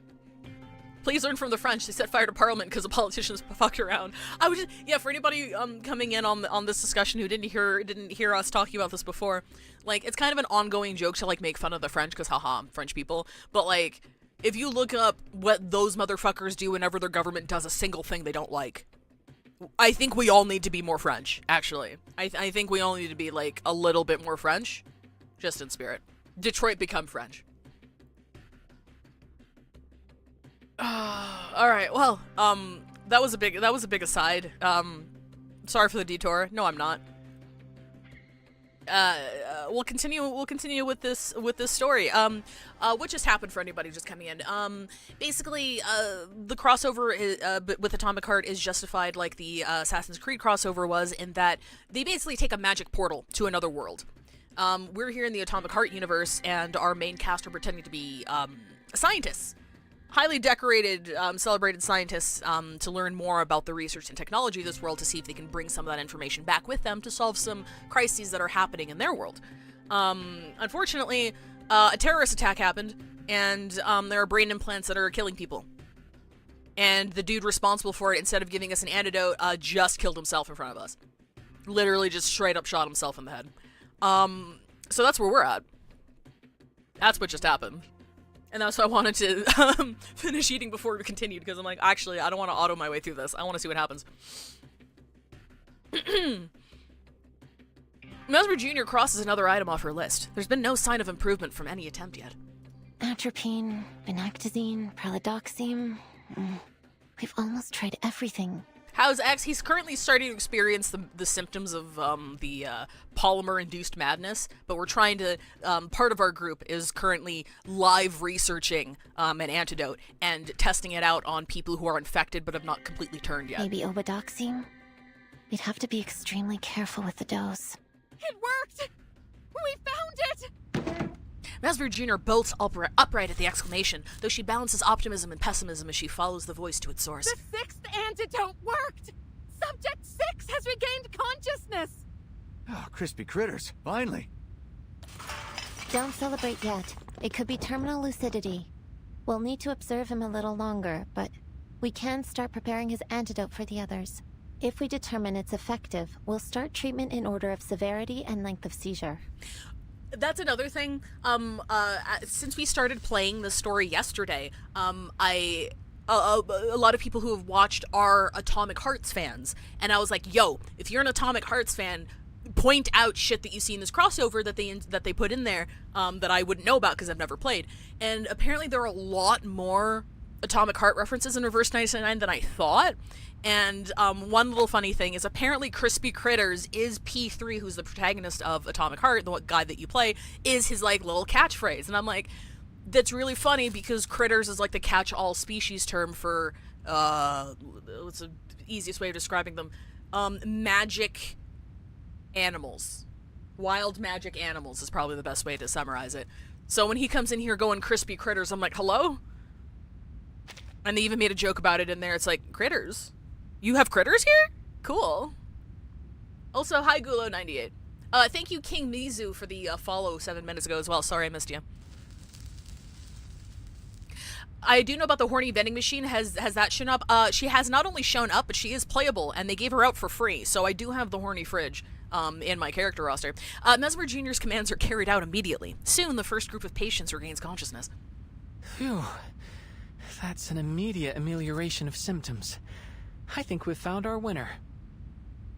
Crispy Critters used merge for the censorship here. I can almost feel the polymer reacting inside me. He does curse, but they do this funny thing to censor where the voice actor will say the curse completely, and what it sounds like is they like turn like a concerned parent. As soon as they start cursing, they turn the volume down real quick and then turn it back up real quick, and that's what it sounds like every time he says the word fuck.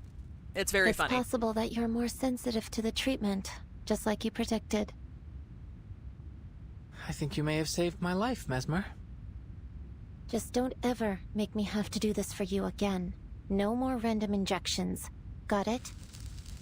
That's asking a lot for a Laplace researcher, don't you think?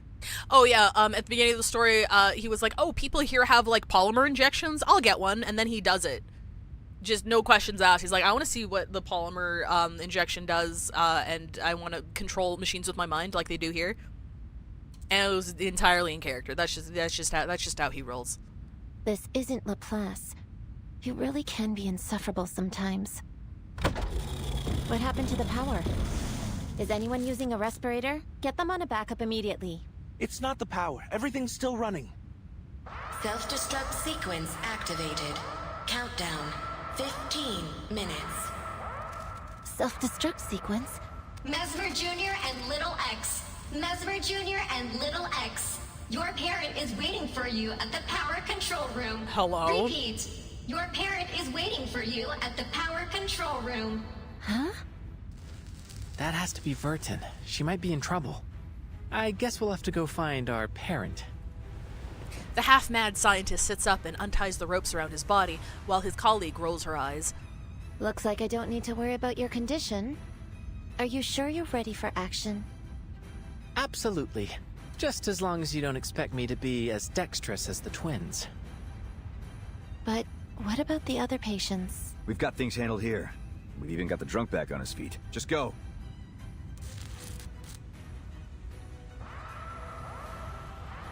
Tereshkova has sent out a broadcast to your colleagues.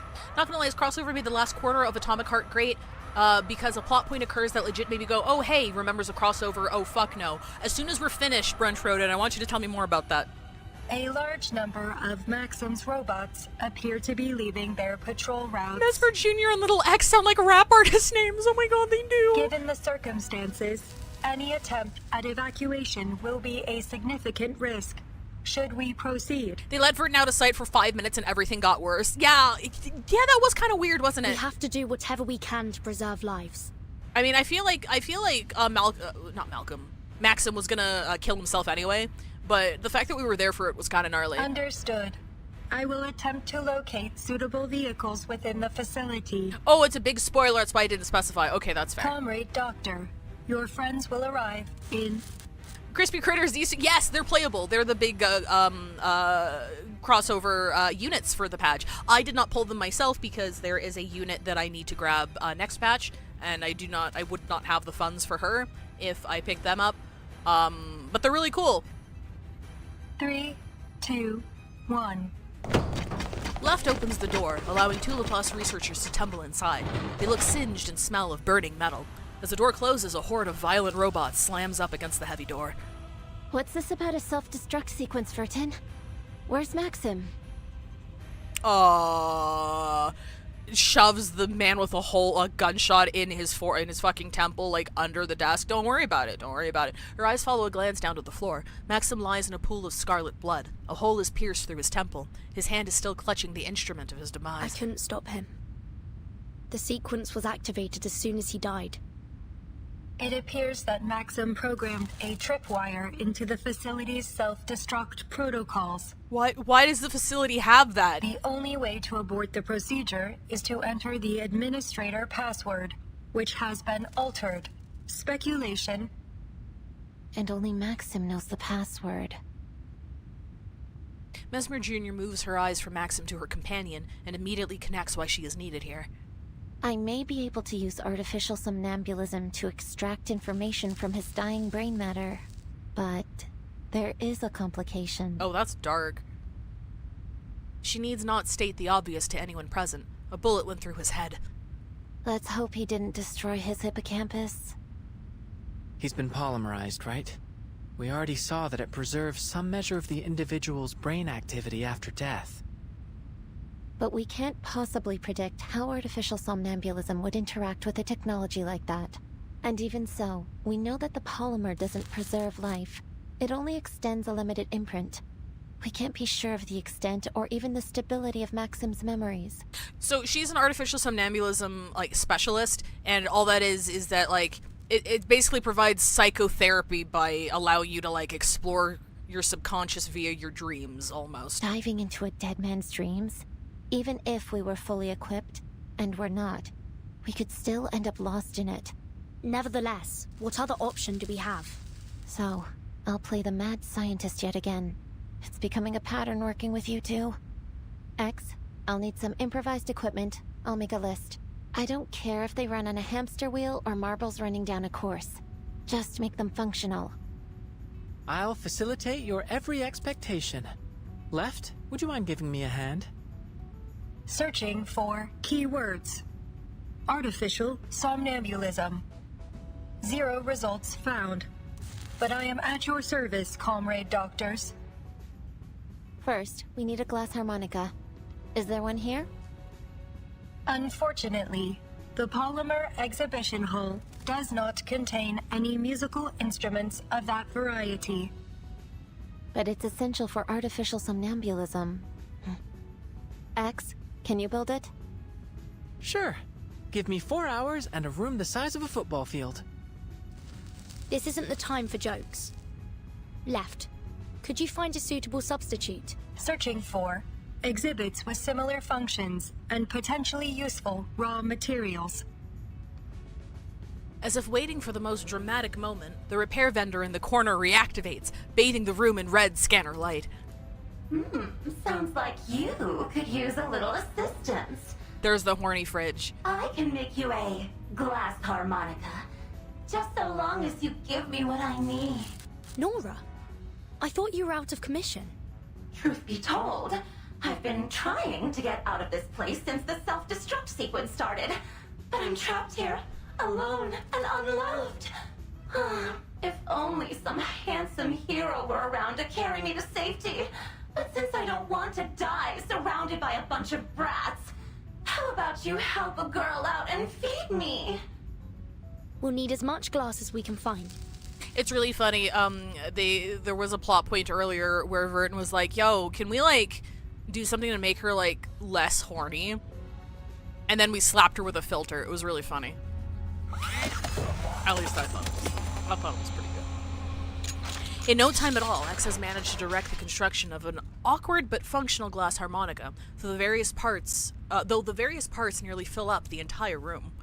Your intuitive grasp of technology is astounding, comrade doctor.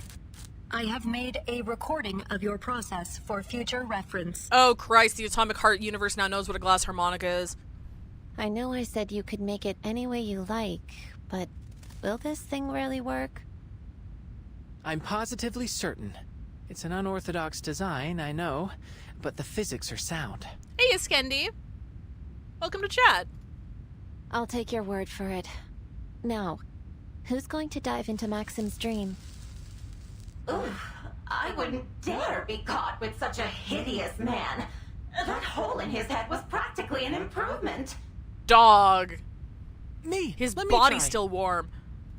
Me, No, let me do it. You're the Let only me do one it. who can fix the machine if anything happens. He's so eager. The number of candidates dwindles. I'll go. I have experience dream diving. You may require the assistance of someone familiar with polymer-based technology.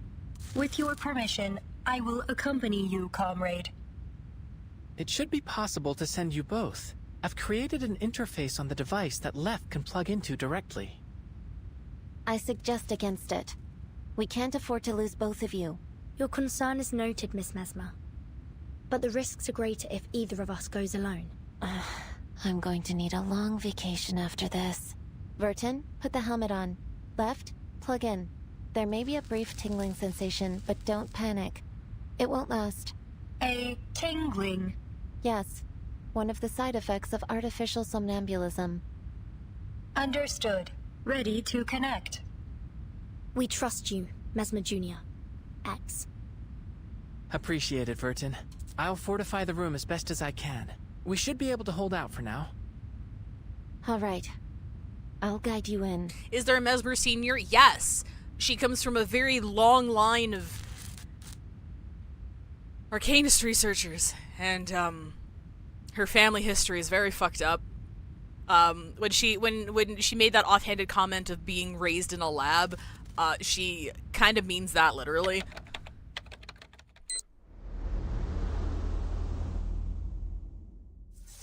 It's been a while since I played like the Three Doors side event, so I don't remember the details of exactly what happened between her and her family. I do just remember that her family's like really fucked up. Trapped in limbo. The depths of a soul trapped in the past. It's Inception time, baby. Mama, when will you be back? Before you know it, Vanya. Will I see you tomorrow? Mama? Mama? I haven't touched Three Doors since the second phase game. I haven't done the third one yet. Unfortunately, when it comes to permanent content, I slack off on it really, really bad until I need pulls, and that's when I actually start playing the game. As I feared, the dream is unstable. There's abnormal data mixed in with Maxim's fading memories. Isn't she a clone? I think so. I'm pretty sure she is, yeah. Or at least it sounds familiar. I presume it's coming from the polymer. It's a strange, dilapidated room. Through the doorway, it seems to lead to another seemingly identical room, and then another, and another, as though it were a maze of mirrors. I hear you, Mesmer. I think the room I'm in must be Maxim's home. This dream is likely to be different from anything you've ever handled before. I don't know what lies ahead. I'll be ready. Just keep things running up there. A stately grandfather clock tolls in the time, and with it, a woman appears by the dining table. Hurry up, Vanya. Vanya's the real name of the guy who killed himself. Maxim, yep. Maxim trudges through the doorway and sits down at the table, not as a child, but as a full-grown man. You'll have to head straight to school after breakfast. Remember what I told you. Wash your hands, keep your mask on, and apply disinfectant as soon as you get home. That's right.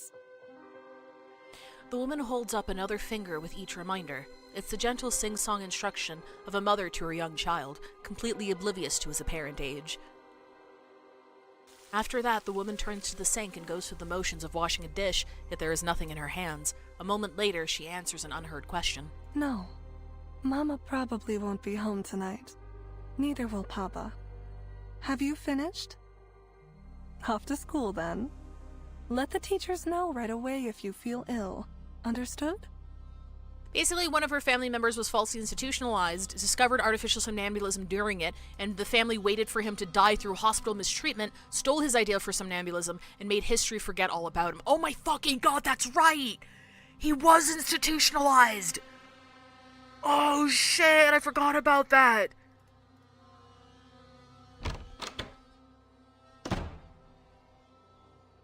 The woman removes her apron and dons a doctor's coat as she bids Maxim a simple, affectionate goodbye. As she leaves, Maxim rises from his street and stretches toward the grandfather clock. He pulls delicately on the minute hand, forcing it back counterclockwise. Hurry up, Vanya. Maxim re-enters from the same door and sits at the dining table again. Wash your hands, keep your mask on, and apply disinfectant as soon as you get home. Everything proceeds That's just right. as it had the moment before. Everything proceeds just as it had before, a repeated moment frozen in time. Is this game usually so fucking dark? Oh, absolutely. Yeah. 100%. I think the first really dark arc that we got...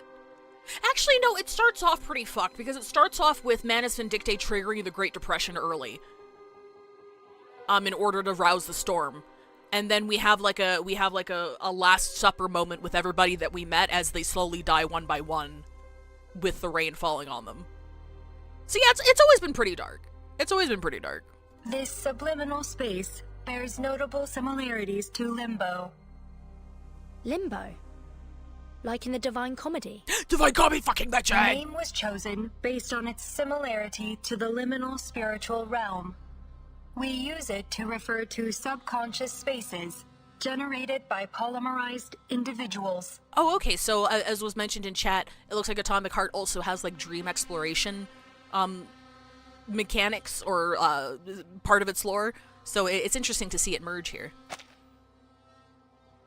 Subliminal space bears notable similarities to Limbo. The name was chosen based on similarity to liminal spiritual realm. Subconscious spaces generated by polymerized. Subconscious spaces generated by polymerized individuals. It appears that this bears a strong resemblance to the space created by your artificial somnambulism device. I wonder if artificial somnambulism also took inspiration from Limbo, from Atomic Heart. However, it is not clear if this space is in fact Limbo, or a dream, or some reflection of them both. It also starts off with you saving a racist and the racist realizing that you're Arcanist and doesn't want to— Oh god, that's right! One of these days I'd like to go back and replay like the first chapter of the story. It's been so long. Maxim does not react to their conversation, nor indeed even to his mother.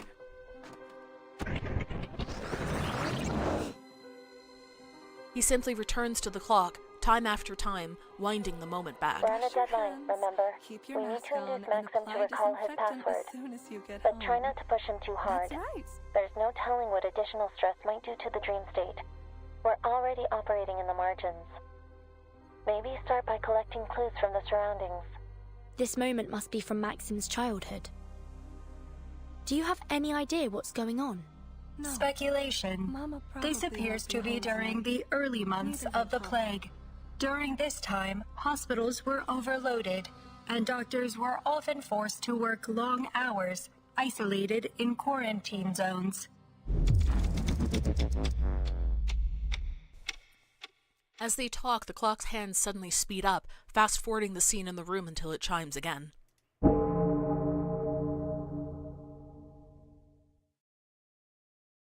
Maxim still sits at the dining table, staring out into the void. Do you hear that? They are announcing funerals, Comrade Doctor. Maxim turns toward the door, his face expressionless and hollow. Cries seem to come from all sides of the room. Come here, Vanya. Don't be afraid. A man resembling Maxim crouches in front of him, hugging an invisible figure. That must be Maxim's father. Your mama is fine. I got a call from her earlier. She's just too busy to come home. You know, your mama is very brave. She is doing a great service for us all. Someone must go to the hospitals and take care of all the sick. I know you miss her. So do I. But there are others that need her more than we do now. Andre speaks gently to the invisible figure. Now your papa has a job to do too. So you must stay here and take good care of yourself until we get back. Hello, Brent Mukai. Yo.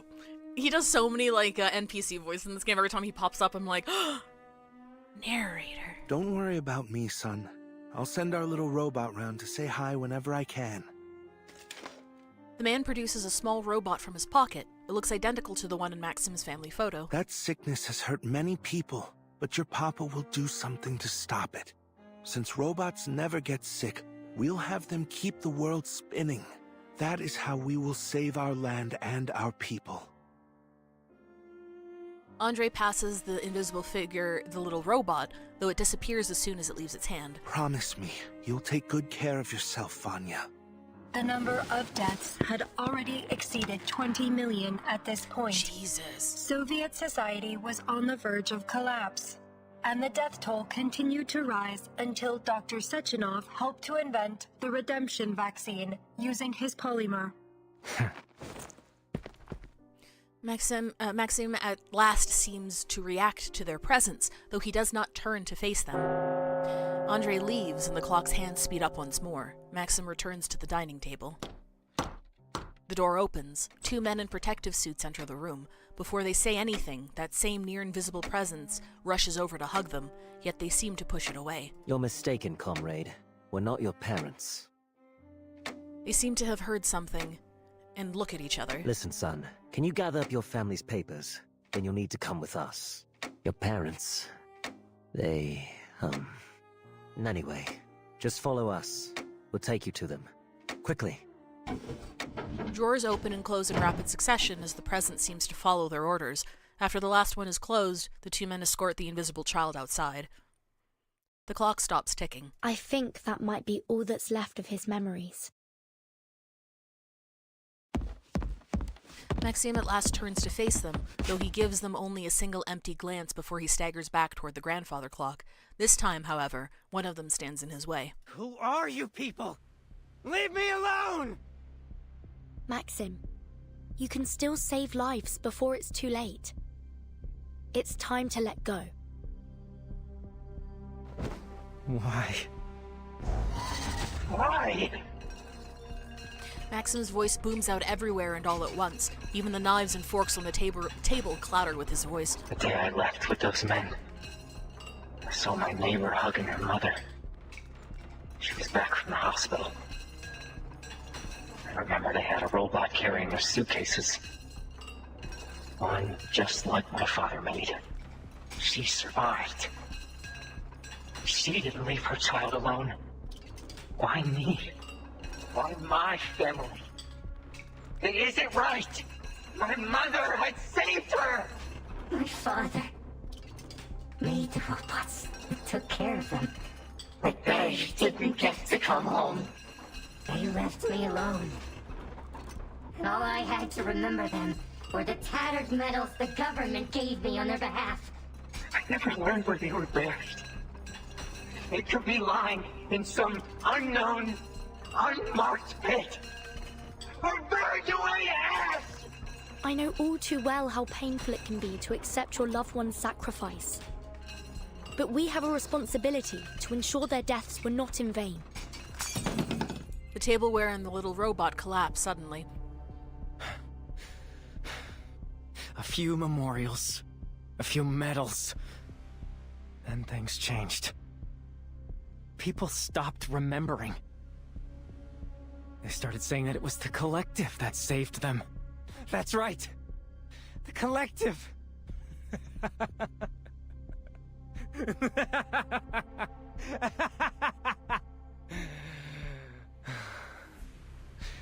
The collective. What a glorious, heartwarming name. It brings to mind all of those soldiers marching in lockstep in the celebratory parades.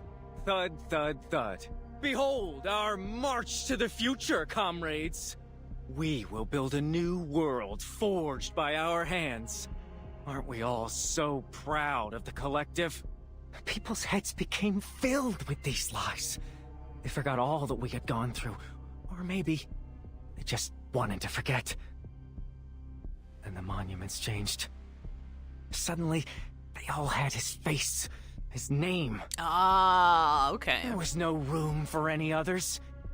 Names became mere statistics.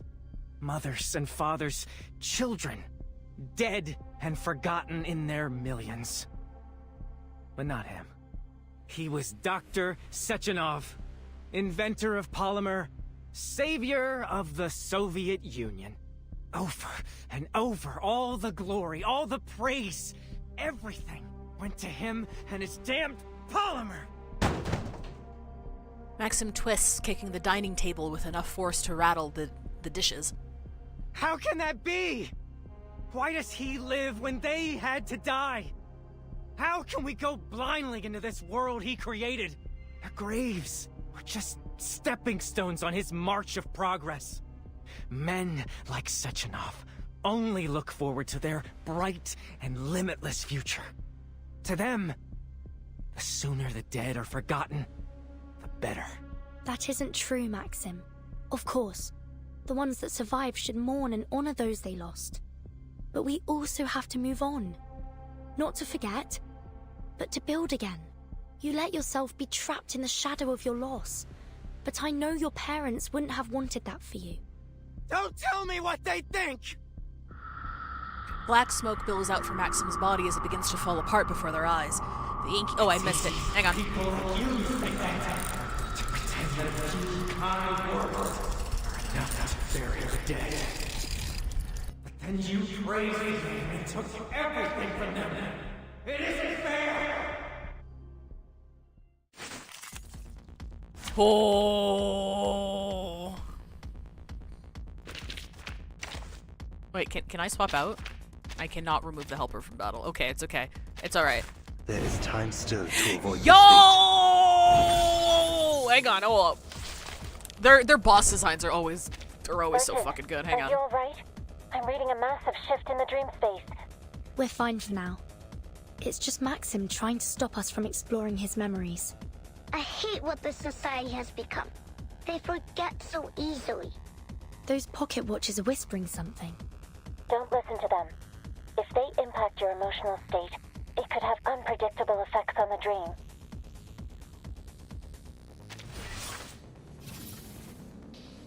The guy just caused a terrorist attack on a scientific seminar, didn't even hit the guy he has beef with. Like, I don't think the attack was justified, but, like, at least I can see the place it was coming from. It would have been better served if you figure out a way to assassinate the guy, though.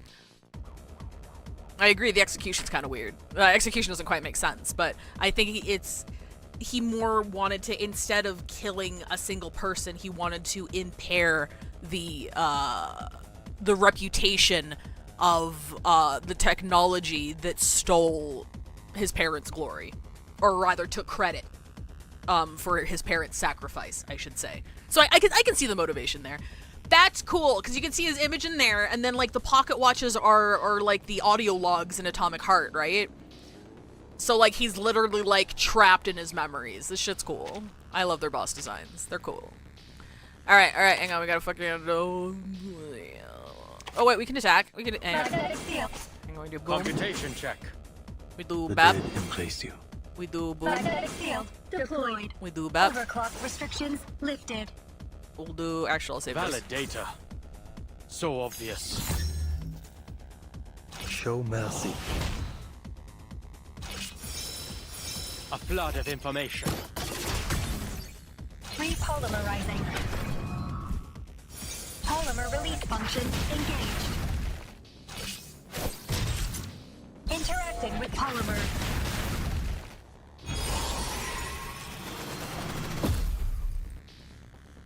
Polymer release function engaged. Client attack. Betrifft die Toten nicht. Exterior damage profile updated. My attacks have been nullified. Maxim's threat level has increased. For your safety, please stay close, comrade doctor. They deserve to feel all the pain they tried to bury. It's only fair. His condition appears to be deteriorating. Friendly reminder. Your emotional disposition may influence the dream's stability over time. Keep steady. Understood. We'll do all we can to pacify him as soon as possible.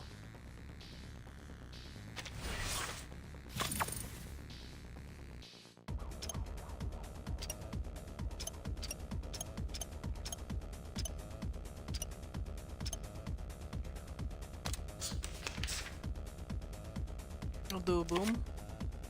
We'll do boom. Activating autopolymer circulation. We'll do... Wait, okay, wait. Which one was that one again? Bounce across the stars. So that's the... Yeah, I think that's this one, right? Wait, can you switch? Oh, okay, so it is available. Okay, it's available. Okay, I'm just gonna... We're just gonna throw shit, and we're gonna see what happens. There is no end to this misery. Just a crossword to solve. Magnetic field deployed. Overclock restrictions lifted. Sacrifice holds meaning only in its morning. Life is dedicated. I saw a post recently about how Enigma is easily under lost. 30 years old, and I was stunned that man is 45. Reverse 99 has the anime problem of being really weird with its ages. Like, super weird with its ages. You cannot tell me Semmelweis is like... I think they listed... I think Semmelweis is like 19. In her... I'm like, that woman is not fucking 19. Get out of here. Oh, this animation's dope. Oh, I think it might be impervious, though. Exterior damage profile updated. Synchronization rate down.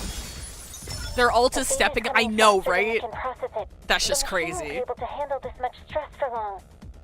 I wish I had more pulls, because then I would absolutely grab them even just for novelty's sake, because they seem like they'd be super cool to have. But it's also like, I can't.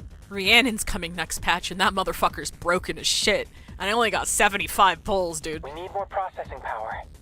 Please allow me to help, Comrade Doctor. Searching for computational power call protocols.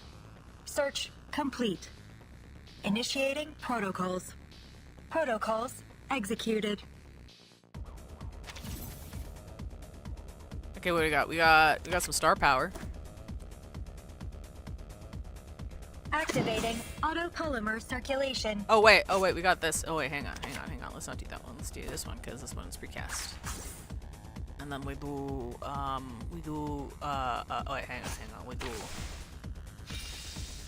We do, bap. We do bop. We do bap.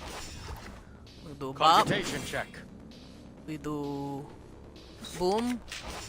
Allow Bap. me to Bop. double check charging. Another unsolvable clue. Faraday's miracle. Barrage. Interacting with polymer. Polymer release function engaged. I might be missing something here. Repolymerizing. Polymer release function engaged. Or this is a plot block. Wait, no, we got some. No, wait, hang on. We got something. Please remain calm. Okay, hang on. Let me read. Let me read because we got a massive fucking shield.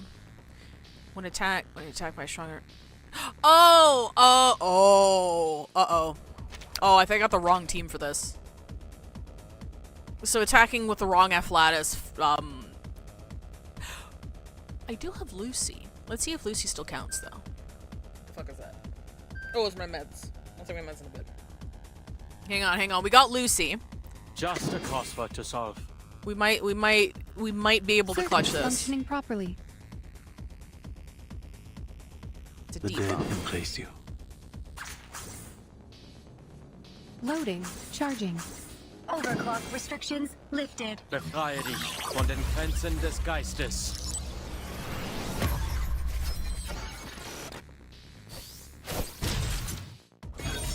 Robot. Wait, I gave him another stack. Enigma, no, you're making her stronger. Or making him stronger. Oh, there we go. Thanks, Lucy. And now to return to my long-term mission. Rest.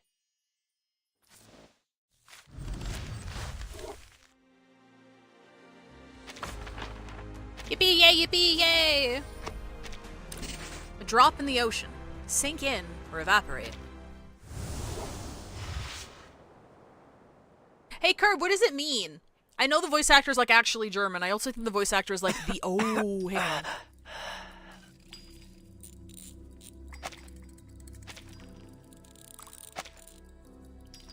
Oh, this is pretty. This looks like a fucking Madoka Magica witch labyrinth. Free yourself from the limits of your mind. Oh, neat! Yeah, I think Enigma's voice actor is actually, like, he is German, but I think he's also the voice director of the English cast of Reverse 1999 as well. Which I think is pretty funny. I wish Blue Puck wasn't as scared of older women as they are. Like, Kakanya is meant to be a trained doctor, like she should be not 19.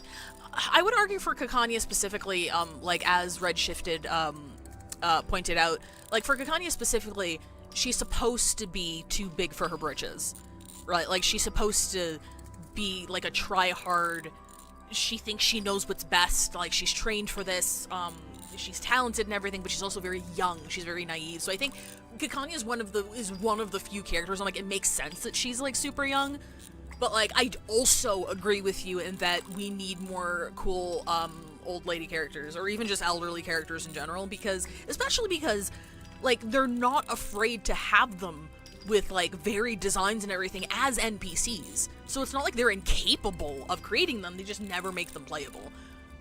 That's probably my biggest criticism of Reverse 1999, is that it's always, like, a young, pale woman is, like, 90% of the cast, but also...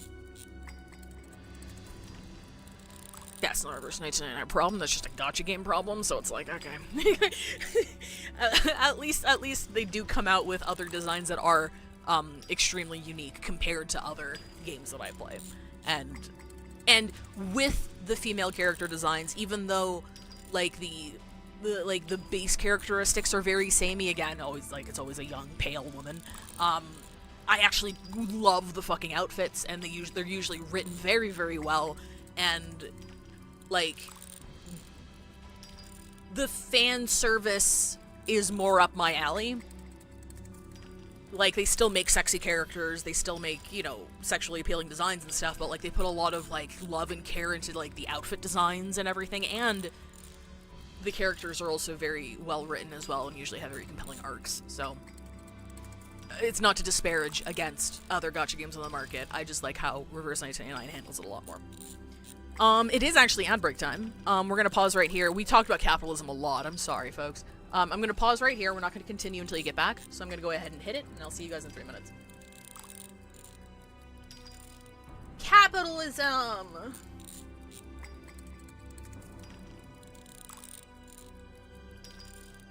Geez, there's a lot of white women. But have you seen this shard of glass? Like, yes, we have a lot of, like, pale women. But also... have you seen the talking hat? Have you seen the ship in a bottle? That looks really cool. Have you seen the old Russian dude? He's pretty cool too. He's pretty cool.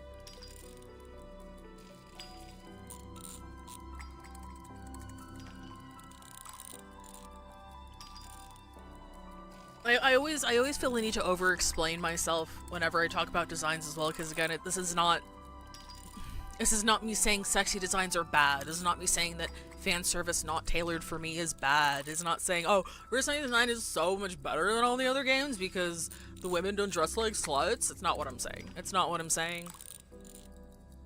There's a lot of the fan service for the mainstream games is typically not for me, and I just like how it's handled in here more. I would say the same if I was playing Path to Nowhere. Holy shit. Holy shit. I'm so tempted. I'm already playing too many games, though. I'm already playing too many games, by which I mean I'm not playing the games that I play. I do not need another one, but fucking Path to Nowhere is crazy. We're on ad break. You guys want to see Path to Nowhere?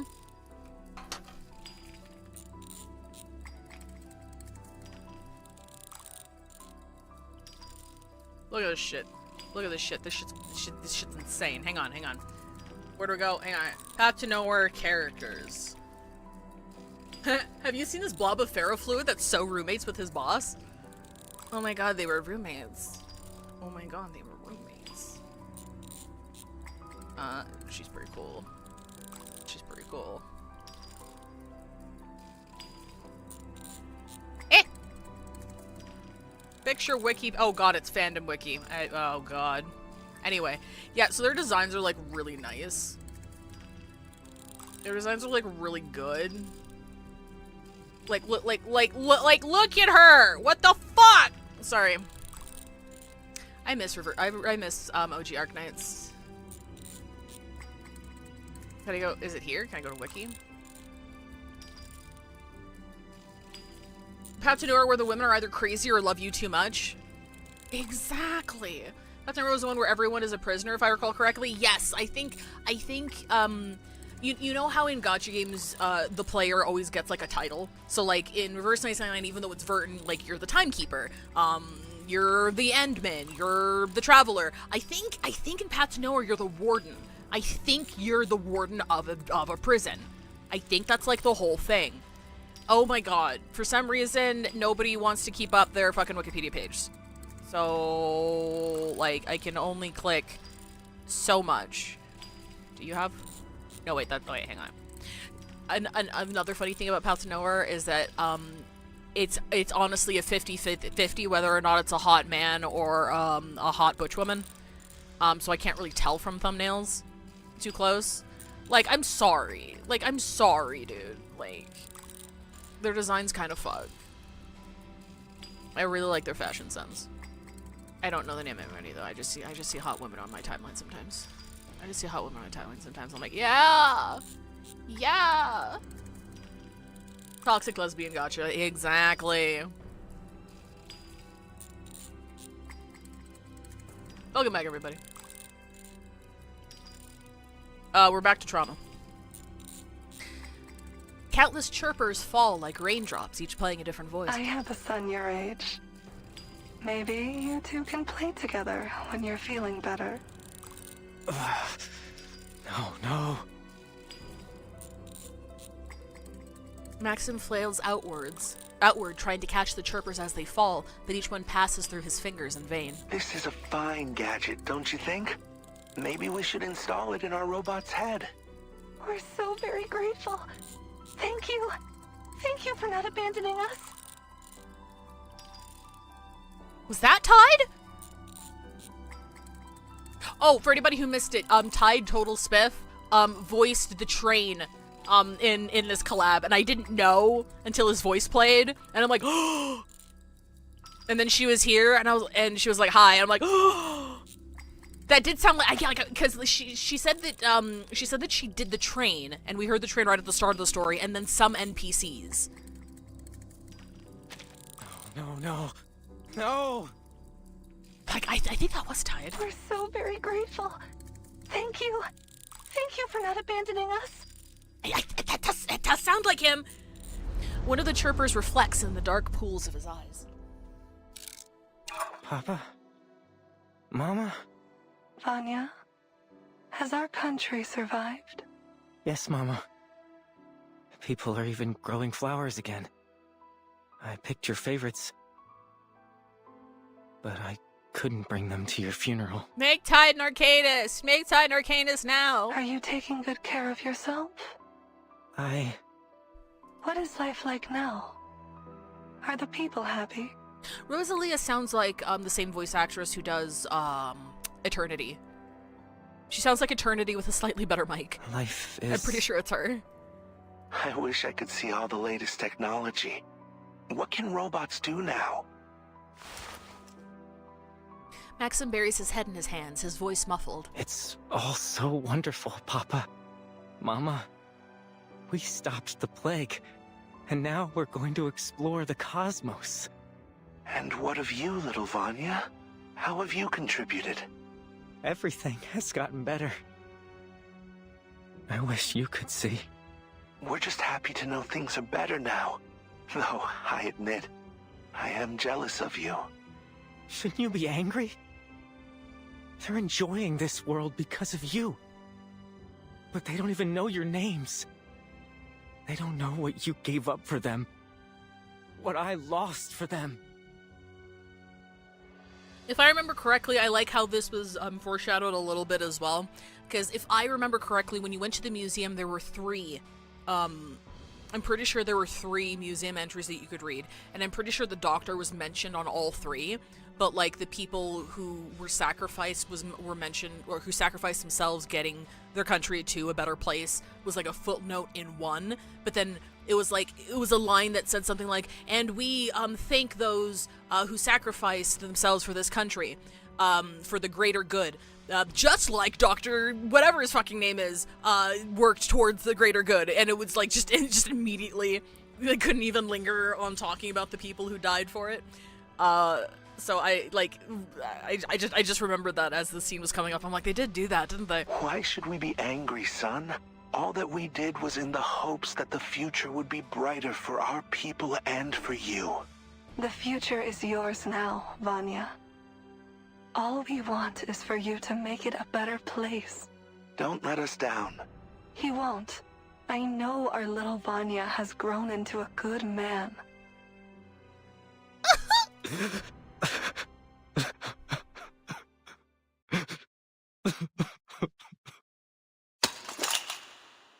The chirper drops to the ground and disappears. No, no. Mama, Papa, don't go. They have to go, Maxim. That's just the way of things. But you can choose to let them inspire you instead of dragging you into despair. Don't push too hard, Vertin. He needs time to process things. Knees on the ground, Maxim bends over and cradles his head. His trembling fingers reach toward his temple.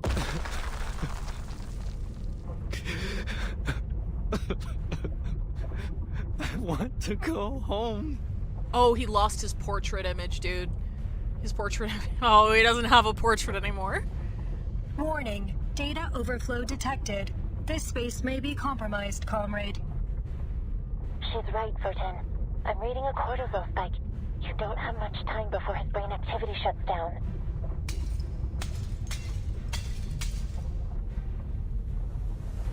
Maxim's body begins to break apart. Streams of transparent fluid leak out from his forehead, and then from everywhere else. I need to go home.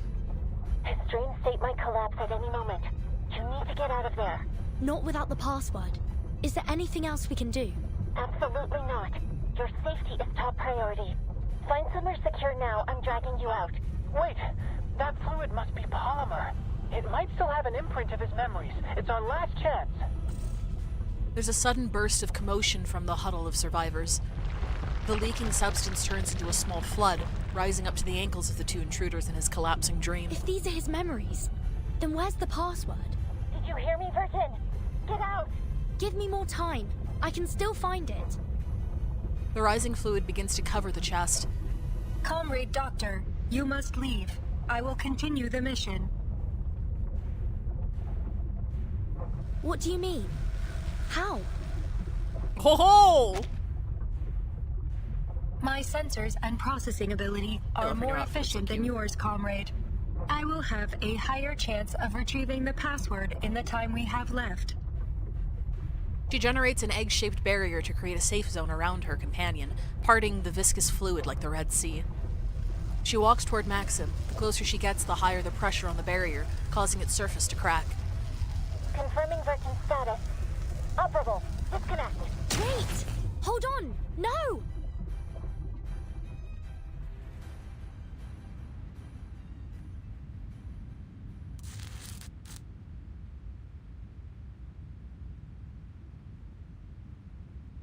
Damn, you actually made it. That's some good news, at least. P3? What are you doing here? We have disabled most of the facility's hostile robots, but we were unable to secure any vehicles suitable for an evacuation. Requesting synchronization. Are you alright, Vertin? Mesmer leans over to inspect her reckless colleague. X, meanwhile, is still nursing what looks to be an open-hand smack to his face, an unforeseen consequence of his suggestion. I'm alright, Mesmer. but left is still inside. Before I got out, she... Synchronization complete. Please allow me to provide help. Wright connects herself to the artificial somnambulism machine without hesitation. Warning. Data. Overflow. Left. Right? What are they doing? I believe this is their method of sharing computational power. Though the ballet aesthetic only serves as a personal affectation of the designer.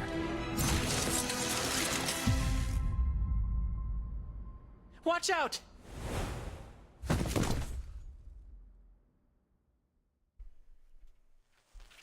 I love how X was like, oh yeah, they must be sharing information. The ballet's just because their designer was fucking extra, though. The twins lie on the ground in a disjointed heap. Their bodies are charred. There are still sparks popping out of the interfaces along their spines. Password and antidote composition secured. Oh shit, they did it! As Left points at the control room's computer, the screen turns on and displays a message. Self-destruct sequence terminated. Phew. Mesmer leans back against the wall and allows herself to sink down to the ground, where she inadvertently presses on the muzzle of X's modified gun. The familiar sweet melody begins to chime from it, playing over the exhausted assembly. As it does, the twins begin to stir. What is it? Are you all right? That song. My emotion module is experiencing a reaction to it. They're not the daughters of the old woman back at the house, or are they? However, I am unable to discern the programming that explains this reaction. Oh no. Has my programming been corrupted? Or do I remember it from somewhere? Oh. Please, comrade, may I listen to it again? Big spoilers? Okay. Alright, I see it now. It's a beautiful song, isn't it? I suppose even a robot might find it touching. Touching. Yes. Added to database. The fact that this entire, event, they said that they had emotion modules installed, and there was repeated commentary on how they just seem emotionless, so it doesn't even seem like they have it installed. And it's this song that triggers it. The one song that that woman from the cabin was like, hey, this reminds me of my daughter. I like that tune. Oh, God. Something's irked me this entire time. If the twins were able to access artificial somnambulism, that must mean they have a consciousness. Oh! Perhaps they can even dream. Were we still within your artificial somnambulism?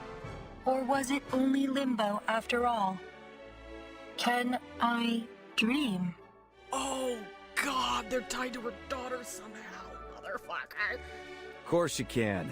Bots like you and Charles gotta have feelings, right? Why else would he be such a pain in my ass? Seems like a question for another time, though. You two should get yourselves repaired. I don't want the boss to blame me for you ladies falling apart. He switches between Charles and Charles. Is it pronounced both ways? Damn. There is something familiar about that song, isn't there? Curious.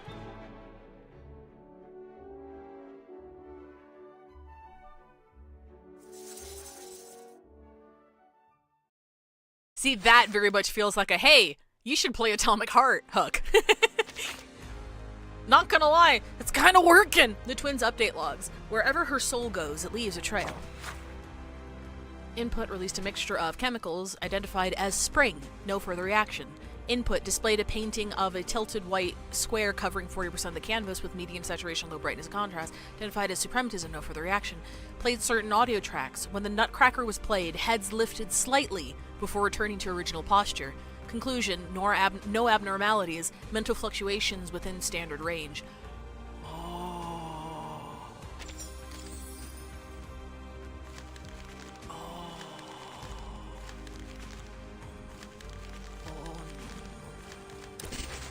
Goodbye, Chelomi. We must learn from those who have fallen or risk falling again. It referred to itself as Charles, but P3 has been swapping between Charles and Charles in the pronunciation. And name is also parsed with a hyphen, so I'm like, oh, can you pronounce it both ways, or was this a voice direction thing? Do it. It's a surprisingly fun game. I'll take a peek into it. Further to yesterday's discussions. We'll see. As the launch day of Collective 2.0 nears, Chelami is decked out in festive decorations, and the people pour into the streets to celebrate.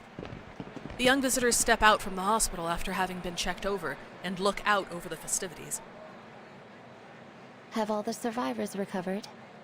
Bossman says it's because P3 is doing it to be a twat. Oh, okay. Oh, I'm sorry. I missed that, Saul. Oh, it's Charles, but he calls him Charles to be a dick. Okay, that makes sense. Yeah, seems like the government is still reeling from the diplomatic fracas, and they've locked down the exhibition hall. But the worst of it is over. No news about the twins, though. I hope they're all right. They're actually coming to pick us up.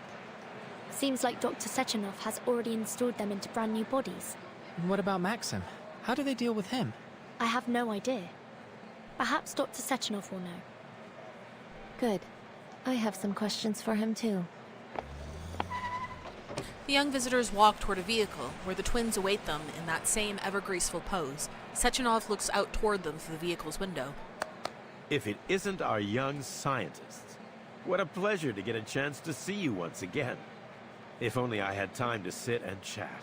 I know you're evil. I know you're fucking evil. I know you're fucking evil. I can't prove it yet, but I know you're fucking evil. It's good to see you as well, Dr. Sechenov. I am dreadfully sorry to have dragged you into all this, comrades. Yet I must commend you on your heroic efforts during this crisis. You saved many lives, and for that I am grateful. Would you allow me the honor of shaking your hands?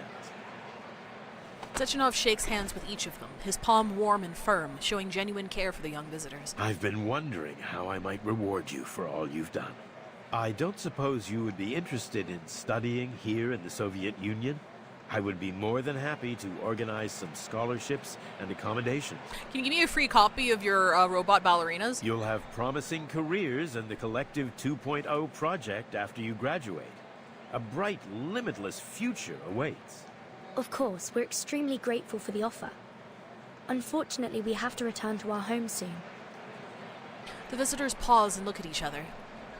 Dr. Sechenov, I must be frank. We're deeply concerned about the safety of Collective 2.0 after these events. Are you really going to proceed with the launch? Academician?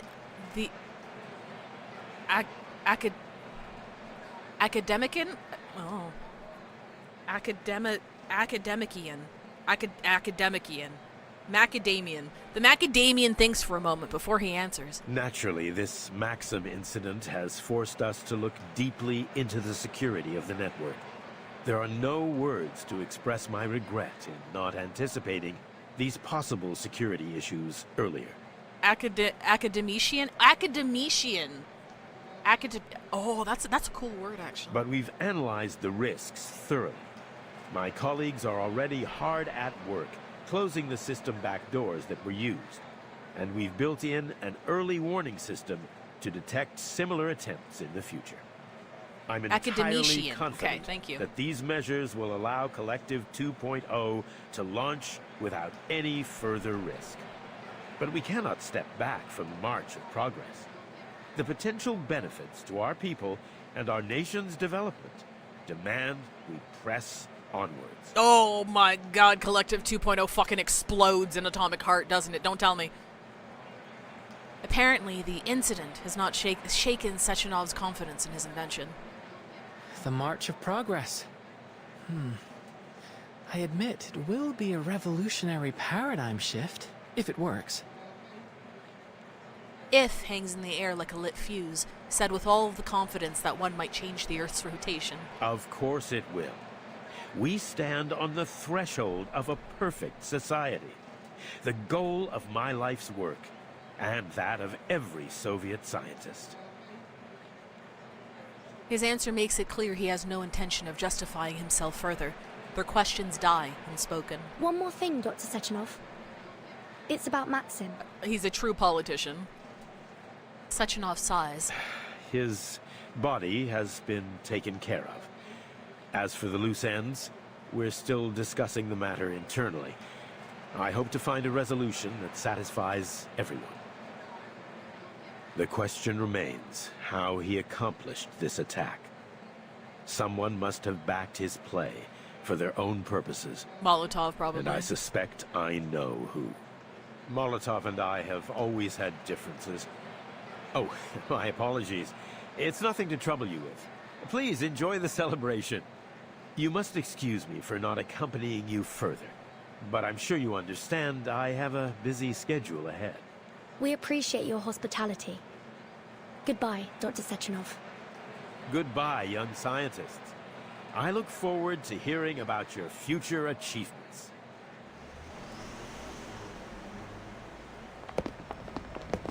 The vehicle drives away to avoid being completely surrounded. The trio was forced to dodge into an alley to get away from the frantic crowd. Hey! Over here. Huh?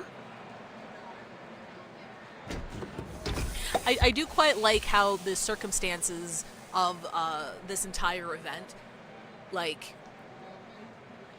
nothing objectively bad has happened with regards to Collective 2.0. It's just a lot of alluding. And it's so unsettling. And all of those illusions in combination with Sechenov clearly being a capital P politician and how he talks to people is like, you can feel, as somebody who has not played Atomic Heart, I can feel the weight of his hubris lingering like the sword of Damocles in whatever fucking plotline comes next. And like you can feel it, and I like how subtly they built that up without anything like explicitly horrible happening aside from like objectively, oh, there was a backdoor in the technology that a terrorist exploited. That's about it, right? Like, P3 has helped us, his, like, robot ballerina assistants helped us throughout the entire thing, like, you know, aside from that first little bit where they thought that we were spies. But aside from that, like nothing objectively horrible has happened involving him, but it's like, oh, I can feel it. Ooh, teetering on the precipice. This celebration's not too shabby, honestly. You kids want to have some fun before you head out? A Drofa drone stops in front of the young visitors. 3 sodas, please.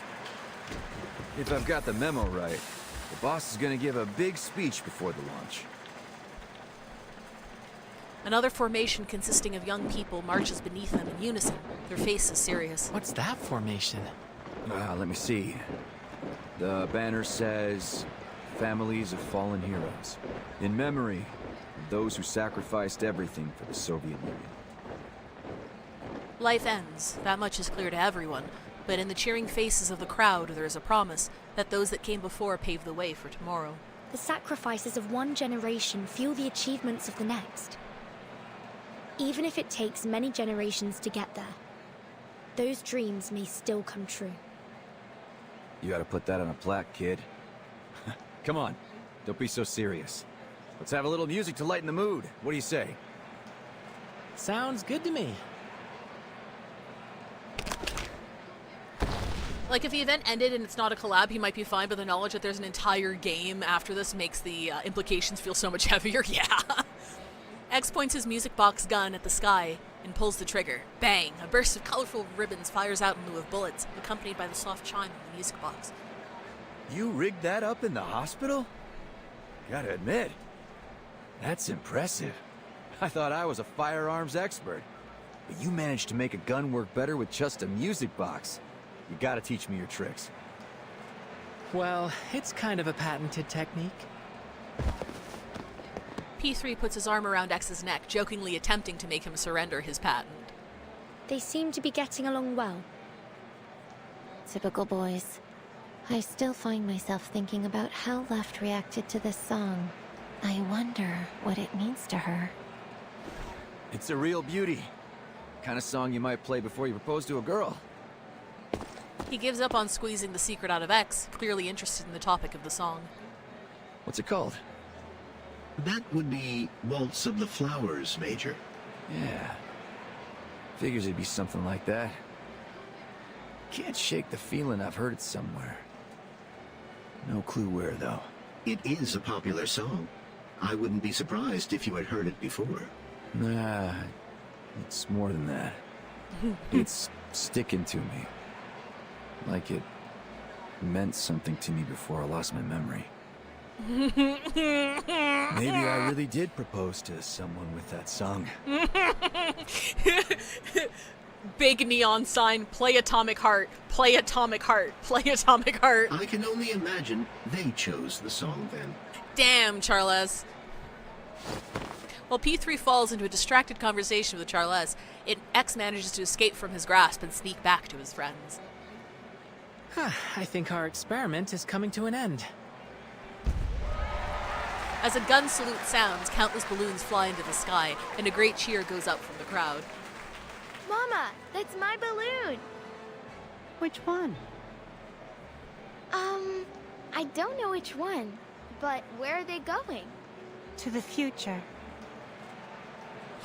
Oh my god, that's my balloon. Which one? I don't know, I can't tell. Have you decided on a souvenir for Madame Lucy? Well...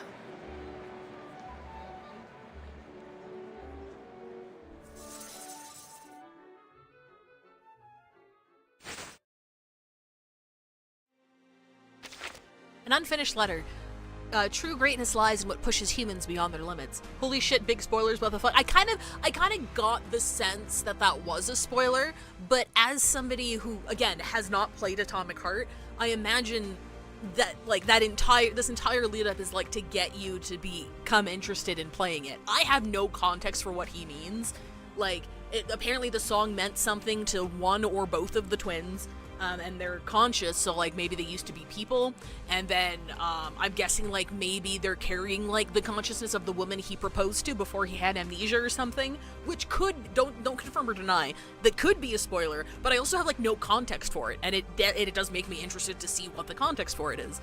So, even if it is a huge spoiler in isolation, it's like, it still serves its purpose, of creating a little line of intrigue there, in order to get you to play the game.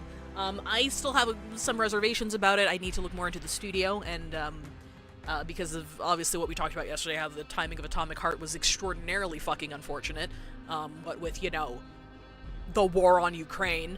But in isolation, I am. It does spark interest in me wanting to play it for sure. There's a lot of moments that hit like a brick if you played the game and shows this is a good crossover. Awesome! I heard similar feedback for when they did the Assassin's Creed one, because I think I only ever played like the first two, and I barely remember the second one. It was a long, long time ago.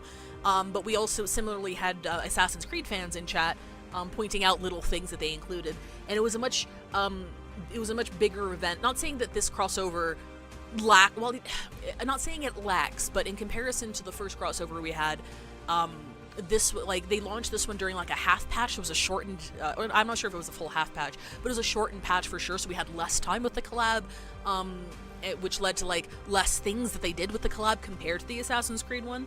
But that's only to say, when we did the Assassin's Creed one, there were a bunch of like mini games and side segments and readables and stuff that contained a lot of little Easter eggs and stuff that people in chat pointed out. And I was like, oh yeah, that's from that. I'm like, oh shit, they remembered that. And I'm like, oh shit, that's really cool. So I'm glad that whatever, it could have been a budget thing, it could have been just a general agreement as to the scope of the collab. Like, I don't know what went on. But I liked it just fine. The story was no more or less, I would put the story, it was shorter, but I would put it quality-wise pretty much on par with the Assassin's Creed one. Assassin's Creed followed both Ezio had one, and then Cassandra had one as well. And it, like, I don't know, like, I can understand people liking the Atomic Heart collab story less because it was shorter, and because it was shorter, they had to, like, they had to, what words am I looking for? They had to narrow the scope of what they wanted to explore with it, while still touching on a bunch of elements from Atomic Heart that they wanted to include. So it's a lot smaller than the Assassin's Creed one was, which I think is a good thing for the time that we had with the Atomic Heart collab. I wouldn't have wanted the story to be any bigger. It's nothing like super special or anything, and I don't think the Assassin's Creed one was anything super special either, but it was longer and had a lot more things in it, so it felt more fun compared to the Atomic Heart one, but I think that's just a consequence of its length, personally.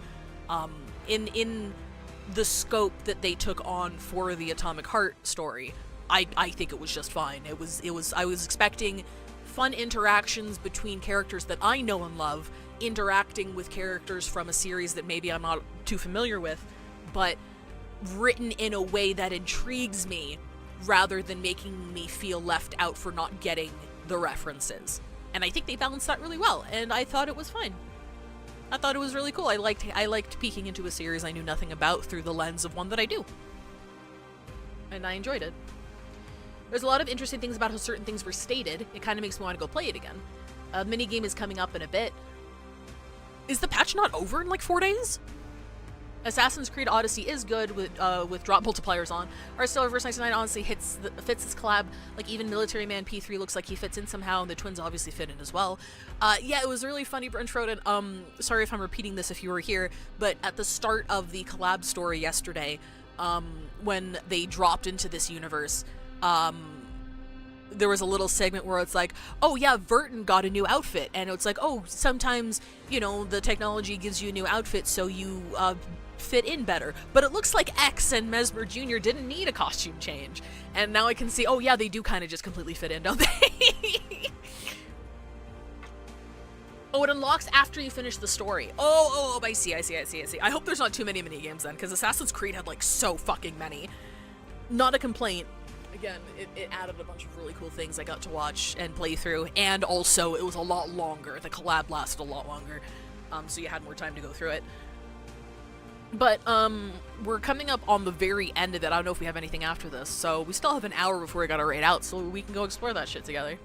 An unfinished letter. True greatness lies in what pushes humans beyond their limits.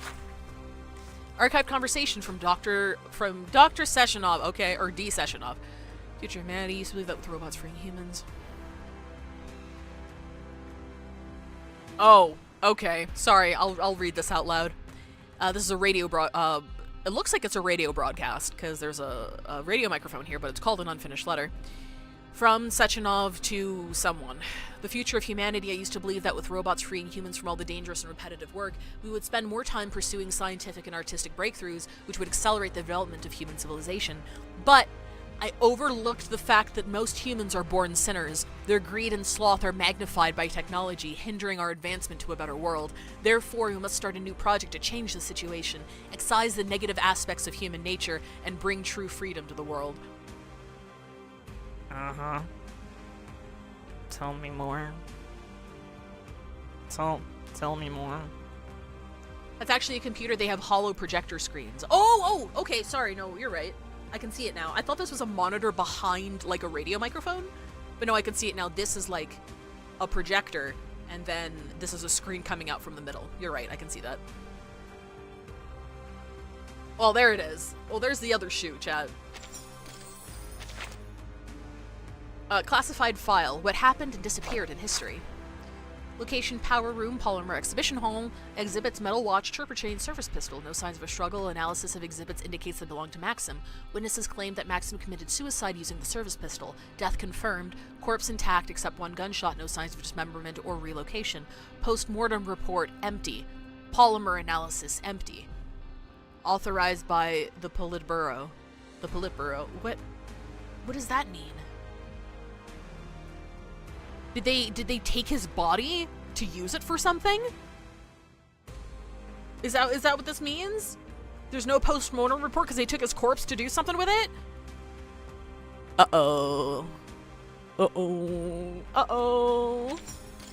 Oh, we got another one. Okay. The nature of being. Epilogue. The future lies ahead, but will it bring new advancements or devastation? I'm sure it's fine.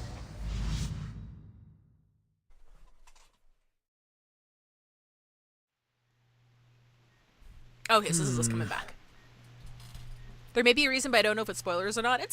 I'll definitely be keeping an eye open. That is unexpected.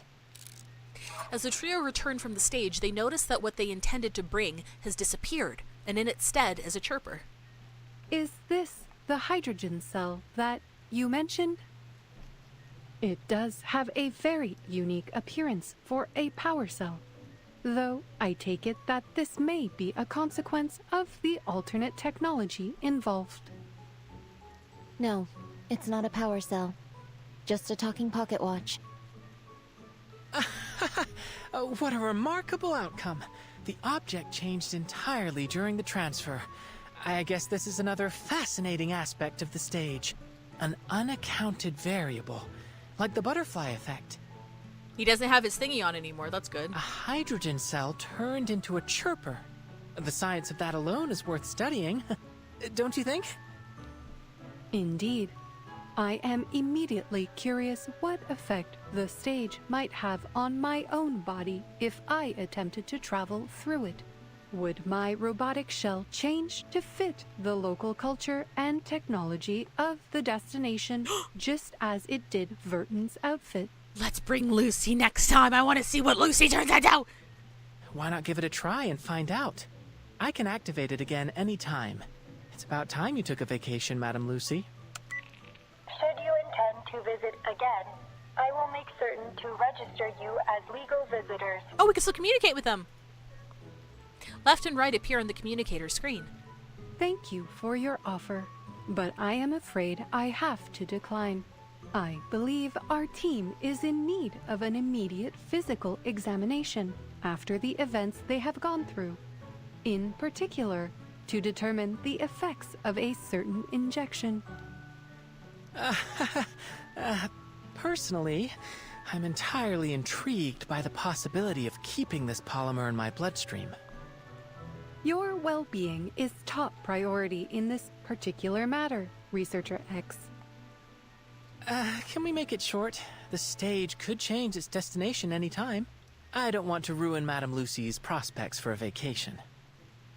You'll need a thorough examination, I'm afraid. We can't run the risk that the polymer shifted during travel as well. You can tell Lucy all about our findings while you recuperate at the rehab center. Fine.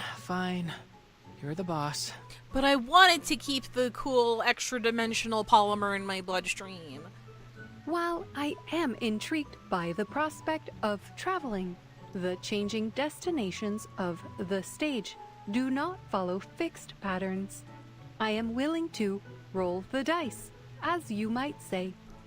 It's funny, last year before the Atomic Heart collab was announced, they sent out a really big player survey about collabs that people might be interested in the future.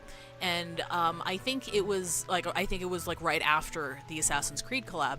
And people were disappointed when the Atomic Heart one was announced. And I'm like, you know, they probably had that planned before they sent out the survey, right? Like, that survey is definitely for the one after they have planned next, because that shit takes fucking forever to set up with licensing and everything. But there was like a big list of pre-selected properties on there, and like a couple that stood out to me was Madoka Magica and Doctor Who. And I'm like, I don't go here, but I would love to see a Doctor Who collaboration. I think it would fit in awesome, personally. I think that would be so fucking cool. But again, there were just suggestions. It was like a tick box of like 20 or 30 different franchises. Like, hey, select from this, pool what you guys would be most interested in. And I don't think a single one was another gacha game. They were all like IPs, like. Unfortunately, the only other one that I can remember is, I know Harry Potter was on there. I hope that one doesn't get selected, because we do not finance that bullshit. But, yeah, I'm like... And then my mind went crazy with, like, a Madoka collab. I'm like, dude, like, labyrinths and shit, and their artist styles, like, that would be so fucking good. Like, that would be cool. But anyway... I thought that'd be dope. I'll get X to the rehab center and make sure he stays put. Why don't you spend some time here while you can, Madame Lucy? The young visitors organize their reports and set off for the rehab center. Soon, the laboratory quiets down. There appears to be a strong rapport between you and your researchers. It pleases me to hear you say that. I will take that as a marked improvement of my understanding of humanitarianism. From my cursory reading of Verton's report, I have already learned a great deal about your world. Despite running dozens of simulated scenarios, I still find it hard to pinpoint the divergence between our world's respective technological progression. Another fascinating element of scientific discovery. Scientific development is often shaped by the demands of the environment. Perhaps the unique struggles of your world led to a divergence in technological need, just as they did in ours. Left and right, looking at Lucy through the communicator for the first time. Why the fuck do you look like me? If I have learned anything from humans, it is that their greatest motivation is and has always been survival. It is admirable, even if it can lead science towards destructive paths.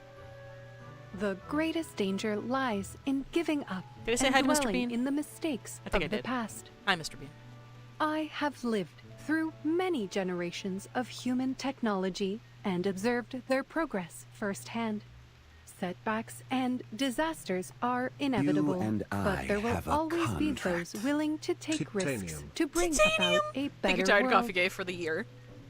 Innovation is a process that feels in many Hi, Yellow ways Chicken. like laying track before a speeding train.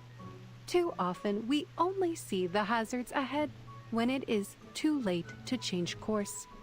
But as long as humanity survives, they will learn from those harsh lessons and overcome. Analysis. Your theory of human progress bears a strong resemblance to the process of natural selection. Perhaps so. But the random dictates of genetic mutation are a much slower process. I have seen human innovation leapfrog eons of natural development within a single generation. I am excited to see where they will go next. Lucy removes her human mask, revealing her expressionless metallic face beneath, yet the red light pulses, pondering the future. In that moment, standing on the bridge between two worlds, two forms of inorganic life discuss the very nature of being. I'm glad we got, like, we didn't get as much Lucy as I wished we did, but I'm glad we got the little segment of her talking to, clearly, the characters that inspired her creation. Or her design, I should say, rather. Ah! Uh-oh. Uh-oh. Uh-oh. I do wish we got more Lucy, but I really love being able to see more Mesmer. I love her voice actress. I love her design. I like seeing her get into trouble with Verton and X as well. I'm glad we got more of X. Multiple encounter diversity, some of them increase exploration progress upon completion. Alarm level increase battle difficulty. Complete a certain number of encounters in each stage to enter the next one. Once you complete the stage, you'll unlock a polygon. Some encounters also grant neuropolymer upon completion. You can use it to unlock and upgrade the polymer glove skills. Alright, cool, let's get out of here. Mesmer and X were both great this event. They really were. We still have like 45 minutes before we gotta raid out. So we'll definitely play some of that. For sure. What does I want to look at here? Did I miss a sign in? Look at all these look at all these fucking medals I haven't gotten, dude. Oh my god, have I not done this one at all? Oh wait, yeah, no, that was the fucking, I missed so many events. Yeah, I think Assassin's Creed was the last one I fully completed. I should probably do my best to complete this one, right?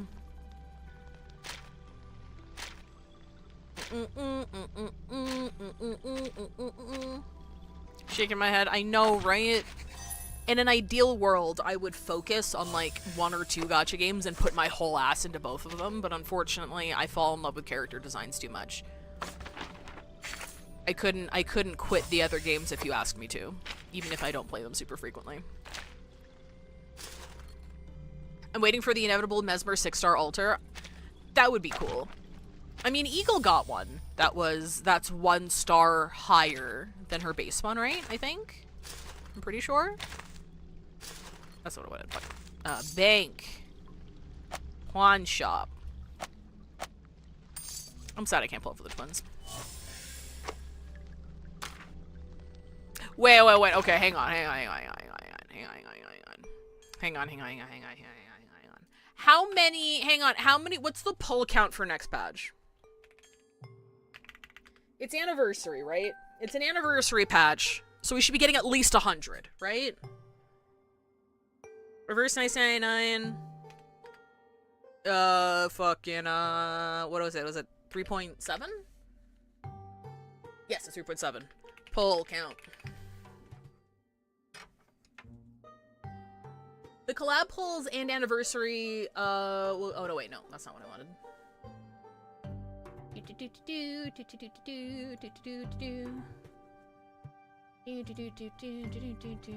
Okay, we got 1999 underscore timekeeper. 138. So that actually is enough to guarantee a loan, isn't it? Wait, does she run the whole patch? Does Rhiannon run the entire patch?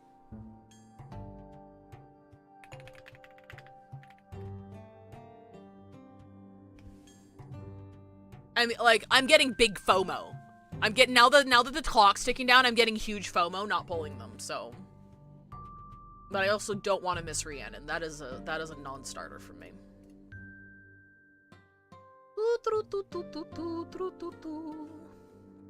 Rhiannon is full patch? So it would be cutting it real close. I did want extra pulls for Ramona, though, but Ramona will come back. What do you think, guys? What do you think, guys? Should I dump to get a guaranteed copy? I have to figure out how to pull smartly and easy one of these days, though I hear they've adjusted the fail state on the 50/50 system. Yes, so for this past anniversary, which is current patch, you can select. They added, who did they add to the 50/50 lost pool? They added Caesar, they added Yanagi, and they added... Who the fuck who was the third person they added? They added a third. Oh, Zhu Yuan! Zhu Yuan, yes, Modfox, thank you. So yeah, you can put those 3 into your lost pool as well. And another cool thing is they have 4-star selectors now, which is awesome. So on the character banner, you can choose which 4 stars are A ranks are right up on the banner. And they've added what we've been asking for in HSR, in that they've changed the lost pool for the W engines as well. So you can change the lost pool to Caesar and Zhuyuan's and Yanagi's W engines as well, and you can change the A rank W engines in the lost pool. ZZZ has the worst power creep out of all 3 of the big Hoyo gacha games, but to counterbalance it, it has the best quality of life, just hands down. Hands down, they're the most generous anniversary, and they have the best quality of life changes. But they also have the worst fucking power creep if you give 2 shits about endgame, which I don't. I'm like, nah, I ain't got time for that shit. I'm sorry. I don't care. This is former days on the patch. There should be 5 more pulls, golden cassettes, so maybe you have exactly enough for the twins. As long as we actually get the 100... I mean, even if we come up short, I do have a lot of content I haven't finished. Sure, let's fucking do it. Let's do it. I was like, yeah, no, I'm skipping the collab. I'm skipping the collab. I'm skipping the... And I'm like... The FOMO got me, chat. They're gonna be power crept in like fucking 4 days. Not 4 days. 4 patches. Actually, probably not, because you have the twins, right? You got the twins, and then we're getting, how do you pronounce it? Coppola? As a freebie unit. And then Rhiannon slots in.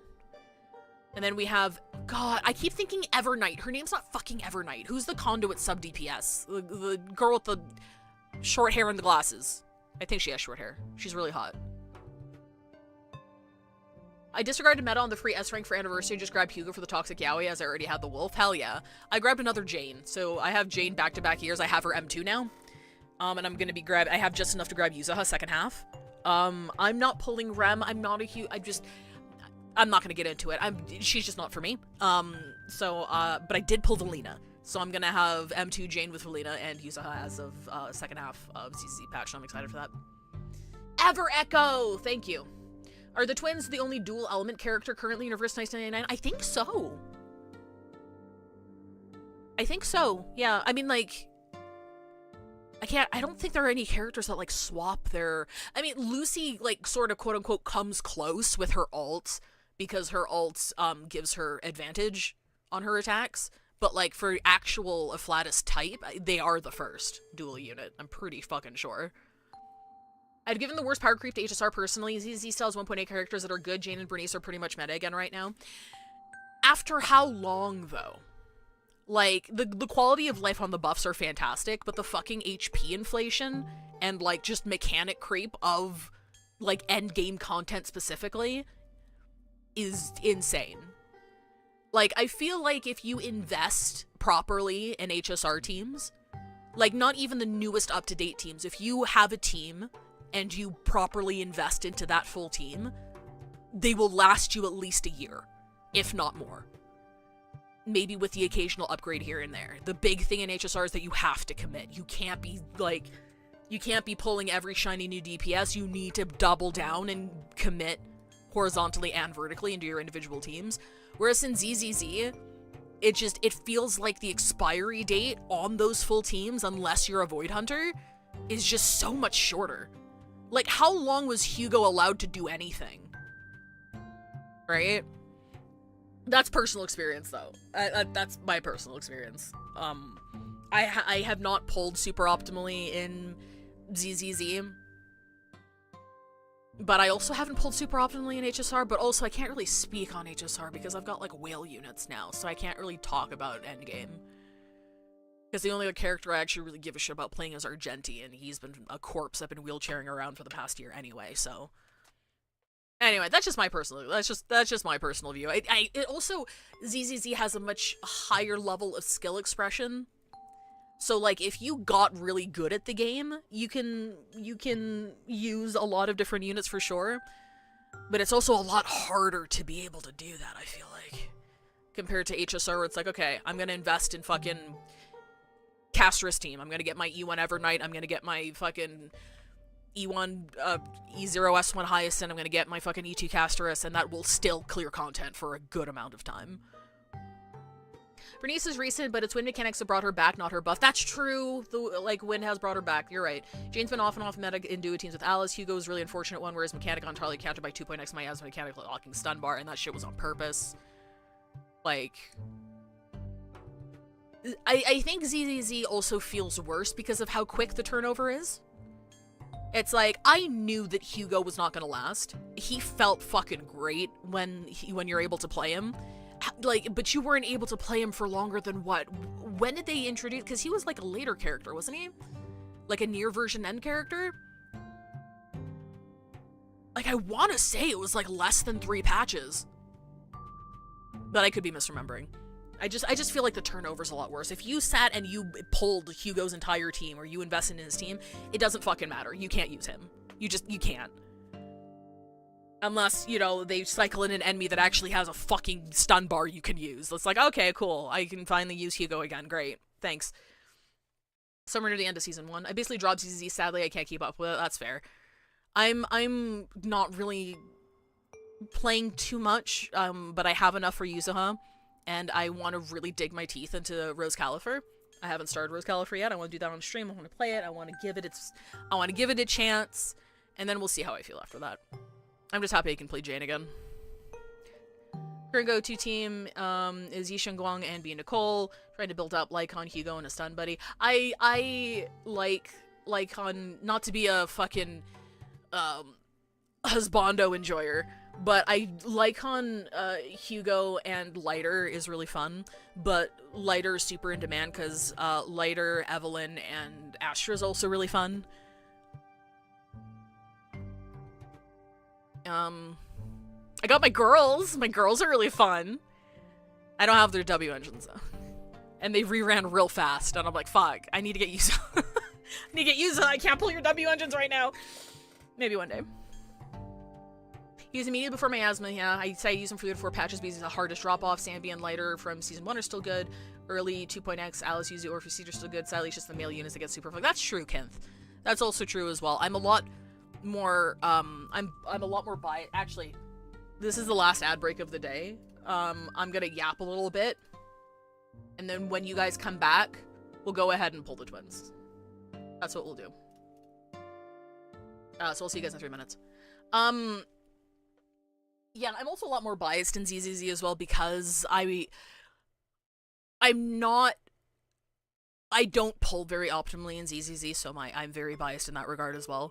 In that, like, if I like a character, I will settle for their side grades if I don't like their team, if that makes sense. I liked Seed. I pulled her. On stream. I grab Seed, I grab her W engine. Like, the feed thing's a little weird, but I have a mod that gives her J's, so... But I like how she plays. I really liked her character story for all the wrong reasons, right? But I'm like, I didn't pull any of her supports because I didn't like Orphe. And I don't like looking at Cecilia, even though I find her character endearing as fuck. So.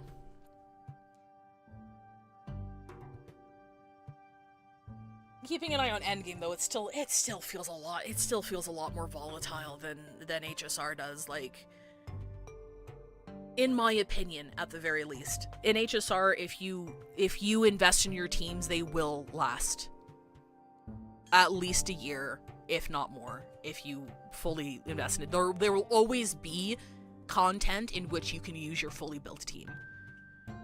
Whereas in ZZZ, it's like it feels like you're more at the mercy of whatever they decide to fucking pull with the new boss, if that makes sense. You could just get completely locked out.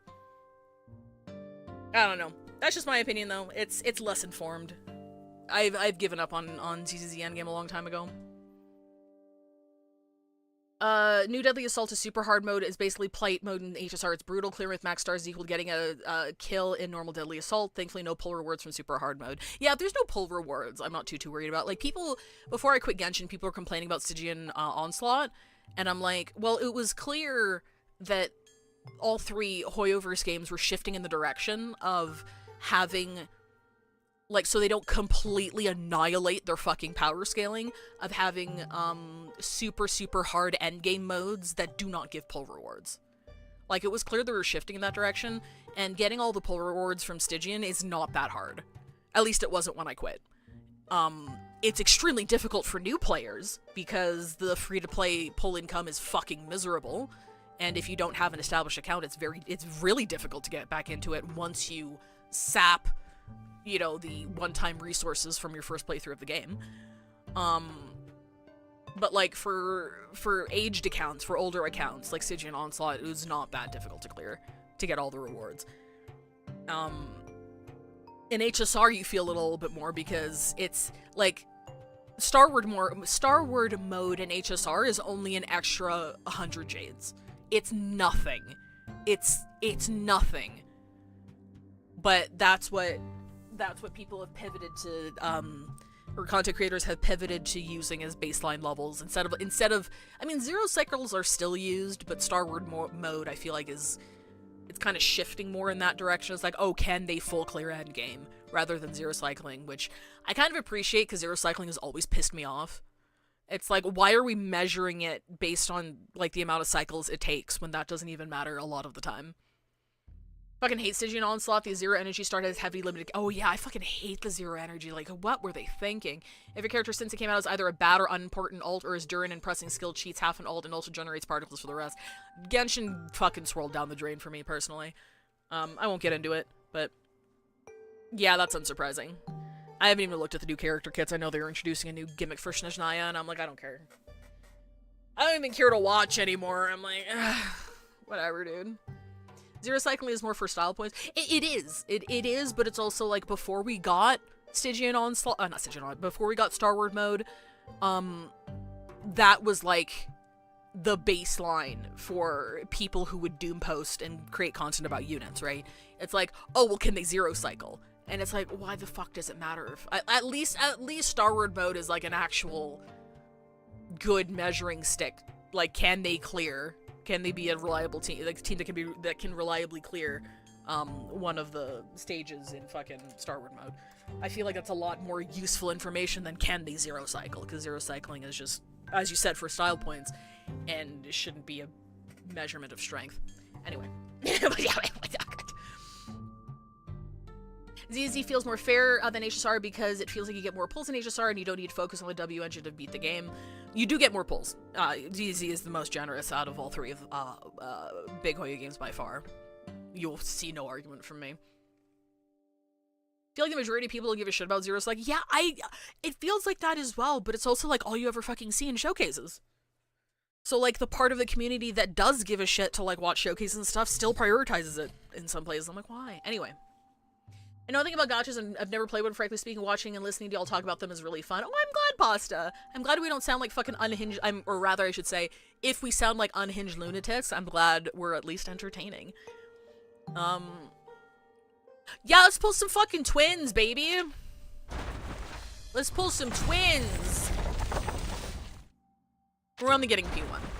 Or, P0, I should say. Like, worst case scenario. I just want one copy for. I know their, like, first couple of copies are really strong. But I don't think, we're not doing this out of longevity. I would still like to grab Ramona so I can play Poison again. I'm actually excited for Genshin patch on Tuesday so I can run Cryo Traveler, main DPS, and open world and not feel like I'm pulling teeth. Hell yeah. I hope the new patch is exciting.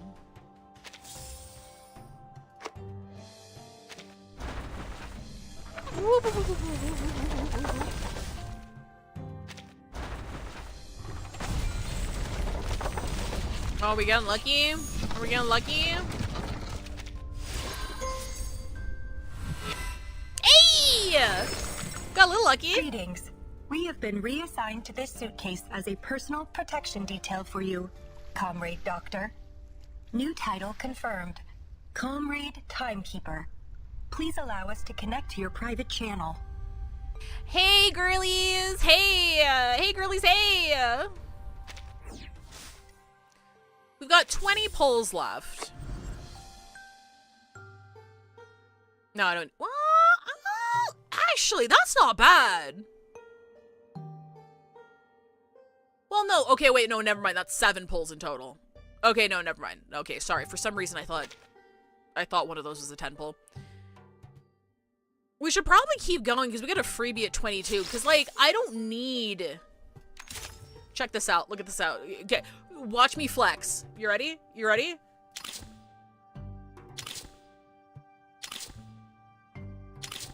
Like, I'm not getting the selector. I'm not getting a selector. This was not on purpose, by the way. I promise I have nothing against this family. I have nothing against this family. I just never pulled for them.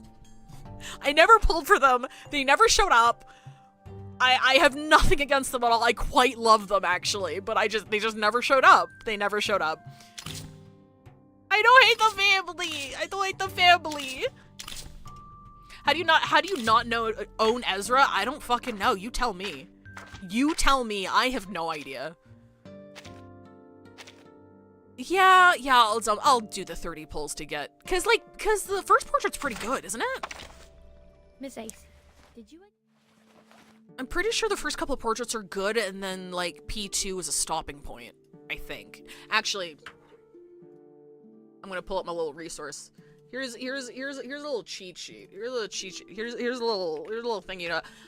I have a list of resources, and I like having it public. It's mostly for me. It's mostly for me, so I can quickly access shit. Where's one on the twins here? Portrait 0, 1, 2, and 5. Okay. Yeah, well, we're not going for the second copy, but yeah, I'll do 30 play. Cause like I feel like I'd be able to use the twins as main DPS if I committed to the conduit team, which I think I'm going to because of hot Greek lady, right? I think. I don't have it out for the Russian gun family. I don't. I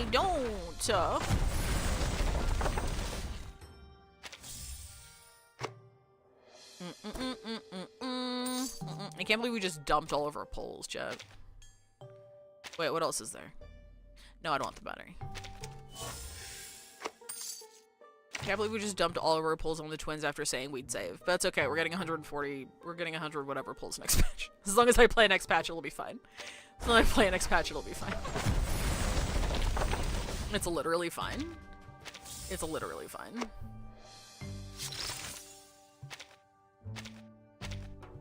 Select twins as reward, yes.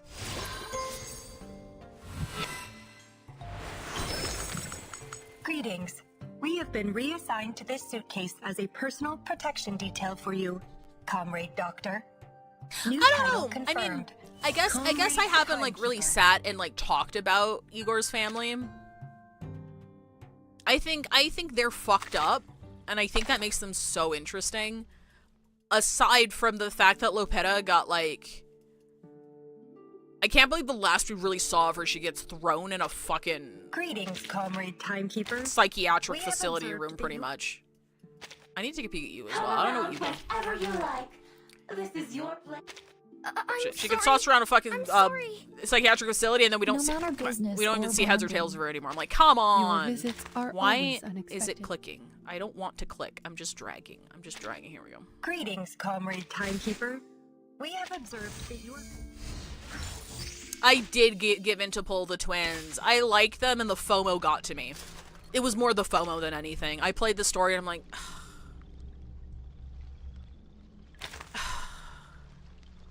Do it. And then I also checked to see how many pulls we were getting next patch, roughly. And as long as I like play through all the events and stuff, I might be pulling a little bit close. I might have to clear some extra content, but I'm fine for Rhiannon.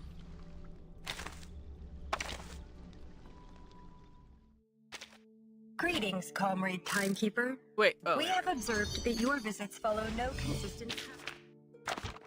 Oh, wait. I'll do this later. Let's do some... We got 20 minutes. Let's do... Who's this person in black and red? Oh, Melania? She's cute. I like her. She has a talking monster bag. Here. I have her in a skin, though. Can I help you? Sorry, your visit was not in my plan, so I'm feeling a bit nervous. Grab her psyche was... Oh, yeah, absolutely. Like, the next 3 days, all of the stamina's going into farming, for the event. She's cool. One of the earliest, controversies for Reverse 999 was, Melania was, like, one of the first limited characters... Oh, not limited. One of the first banner characters to release. I think she might have been the first banner. First or second banner. She was super early in the game's lifespan, and she was pinching this jewel between her fingers. And if you don't know anything about the gacha, Korean gacha incel community, they got really mad at that. And Reverse 99 was new, so like they could not weather that kind of storm, so they changed it immediately. But she was originally pinching the jewel, and then Korean incels got really mad. That's really funny.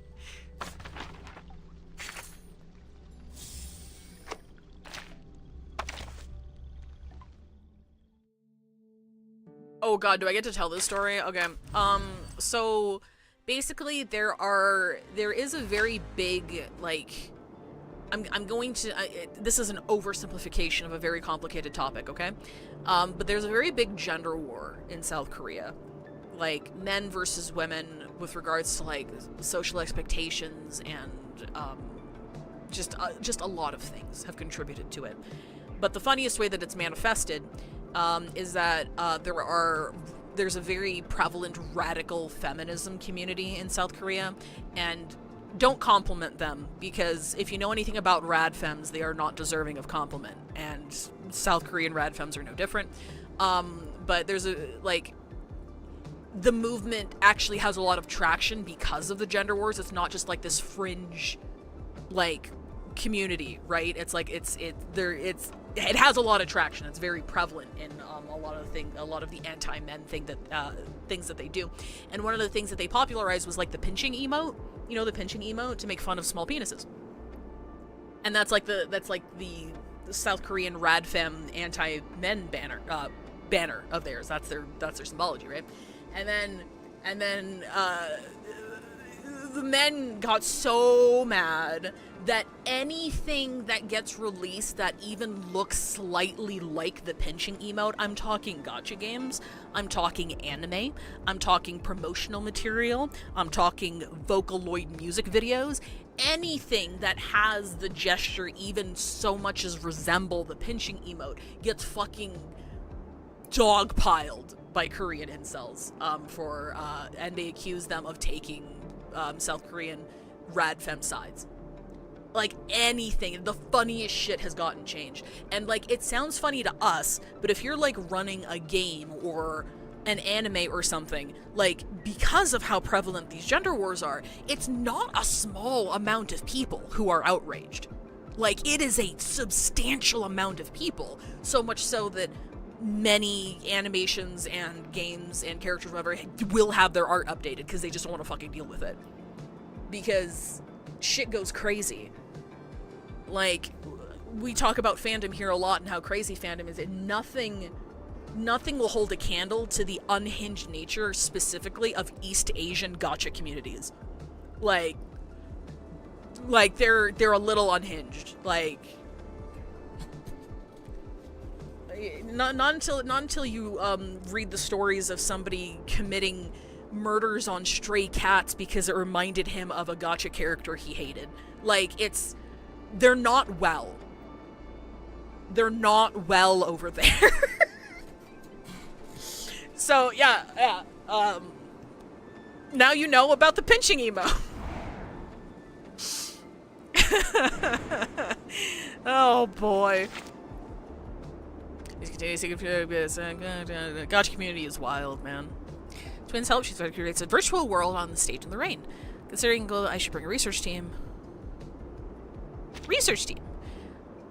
Lucius picked footer page, Anna, Lee, and Brimley as they demonstrate the greatest adaptability stage among all applicants.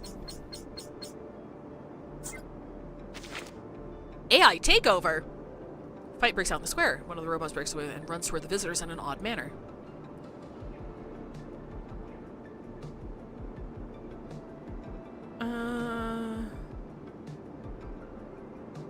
Yeah, I don't want to... We just got here. I don't want to cause waves. Without sufficient intelligence, visitors decide to avoid direct contact. They flee at full speed. The rope keeps coming near as it runs on four limbs like an animal. To solve the problem, Lucy decides to engage. Okay. I was like, I didn't want to, like, engage in it. She was like, oh, it was doing a traditional dance, and we just destroyed one of the native robots. Like, one of their native robots in front of a crowd of people and draw a lot of attention to ourselves. Proud of Icarus, the flying platform in which the city of Chilomi stands. Icarus? Why would you call your flying thing Icarus? Are you stupid? That's like calling your ship the Titanic. Whose idea was that?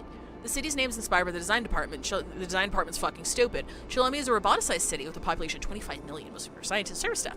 More large-scale complexes can be built like high-order advantages. Middle Plaza's headquarters fly like Chilomi does. Okay, but don't fucking call it Icarus.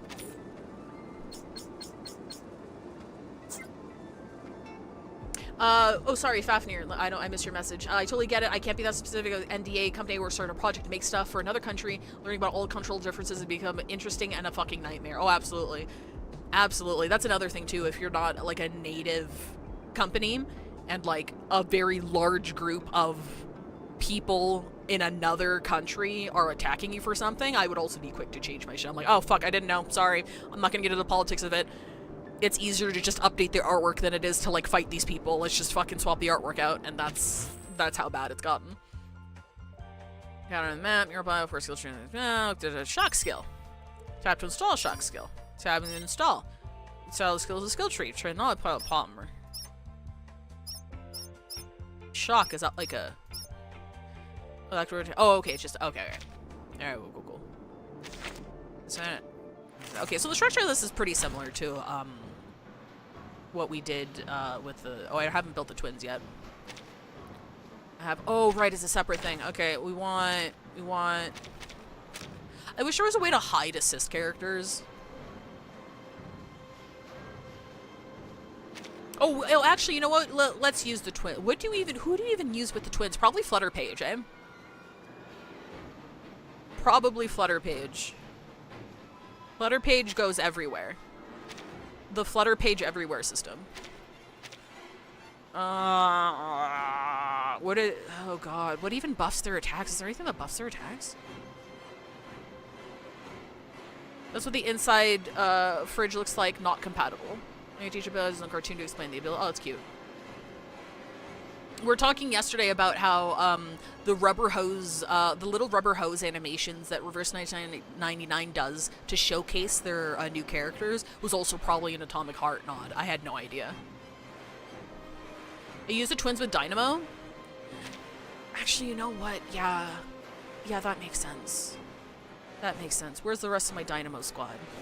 Where are my buddies? Oh wait, I have filters. Where are my buddies? That's my buddy Enigma. That's my buddy Ulrich. Where's my buddy? Where's my favorite buddy? There's Kara on there. I think that's what I want. Prepare to engage. Wait, does Lork need to be up front? Maybe I got the wrong order.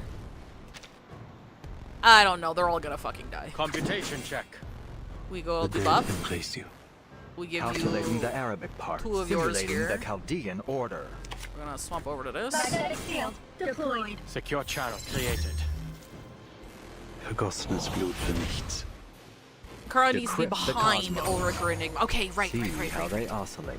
Because of the free AP thing, right? I keep getting the fucking team order wrong. I really need to update my little cheat sheet. Levels rising.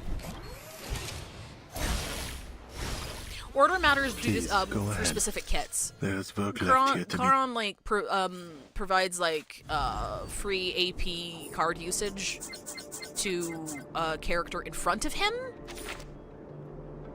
Yeah, my cheat sheet. Be careful.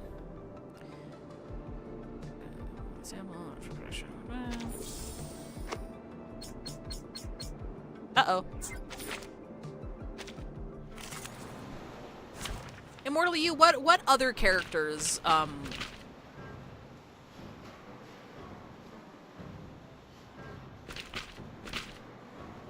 we go. Practice validates theory.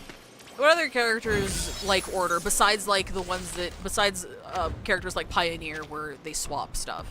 I really liked that gimmick and I kind of wish they leaned more into it personally. The dead embrace you. Doom awaits within. Simulating the Chaldean order. Calculating the Arabic part. Overclock restrictions lifted. Do not let yourself go now. Verzeihen Sie mir. I'm glad the robots didn't A turn on message us. from I the thought they were stars. gonna kill us. Or, Who like, charts well, the they turned on us when they thought we orbits? were spies, but like... Energy levels rising. Don't tell me. I still thought that they were like antagonists in Atomic Heart. They might still be. I don't know. I thought they were bad guys. Little Russian Sunflower Boy. Oh, fucking, his name's not Misha.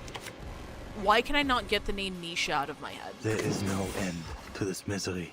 What is up with that? Activating autopolymer circulation. Oh, actually, I could just hang on. There is no end to this misery. Do fucking, Computation check. Doom Oh, awaits. Valid data. You're all gonna die anyway. Sacrifice holds meaning. Probably gonna be only doing in this the all throughout morning. bingo. Life is delicate and easily lost. If you don't know, this is my side channel, and on Sundays we raid into the main channel where I stream with my bestest friend, Secure VGBL channel team. created. Cherish life. And on Sundays we do bingo. We've been doing bingo A for flood 4 of years now. information. God, we've been doing this for 4 Energy years. Was it levels 4 years or rising. 5 years? The passage of time is a Internal fucking capacitors reset.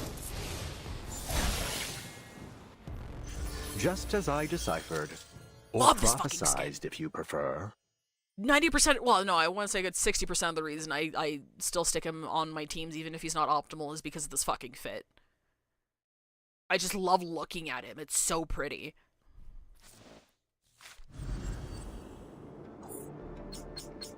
Emergency!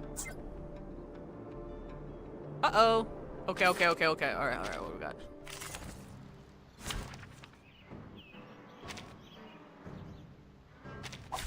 Practice validates theory. Oh, that's a red one. Oh shit, oh shit, that's a red one. If we do 3, we should be able to... Okay, so let's do fucking, we do... Valid data. We do... Doing awaits within. No, wait. We'll do... 1. Computation check. Simulating the Chaldean order. Magnetic field deployed. So obvious. A message from the stars. See how they oscillate. It's 60% because of the fit. Levels rising.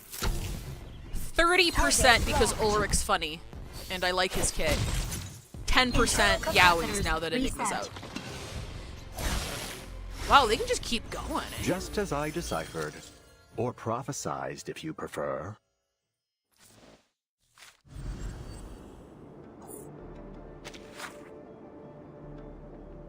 Is that just a photo of a real hand? Scare the shit out of me. Comrade, Sechenov, Pavlov, Shalami, Pavlov, Filomenko! And Zakharov, many other great most important advancements, polymer, bionic, adaptive technology, lasting impact on field botany, biology, and cybernetics, change the world, and their scientists change the world, and their assistants. Lots of assistants! Each level has 2 rings. Spin the inner ring and the small loop at the bottom until the inner ring's magic color is the outer ring.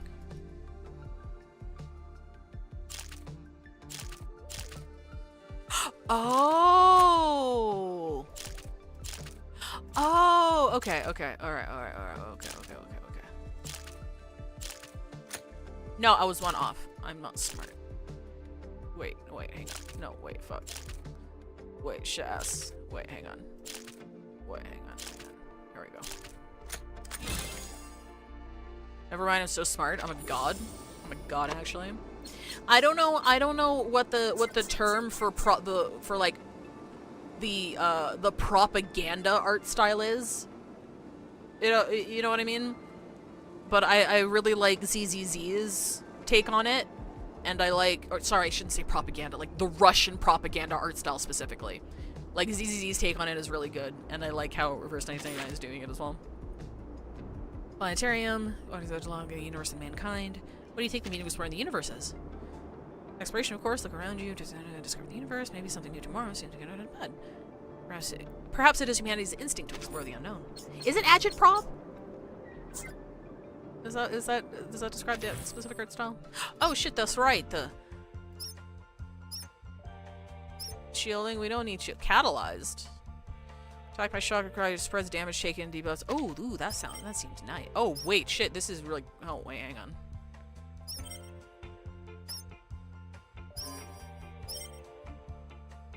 Oh, we got a lot. Hang on. Okay, maybe we don't have as much as I thought we did.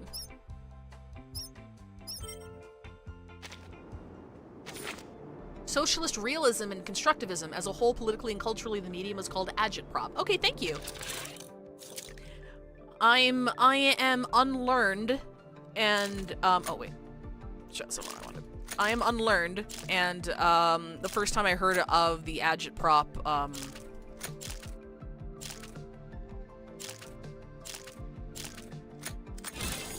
the term is through the fucking Bo Burnham song, and I'm sorry.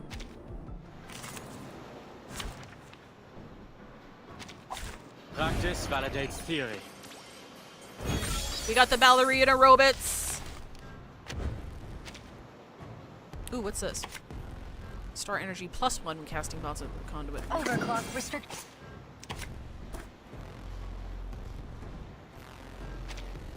Okay, which one is balanced across the straws? Straws?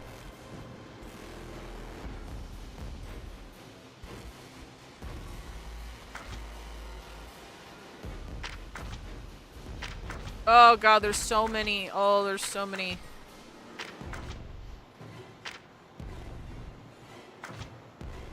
can't click on this one. After so start a conversation.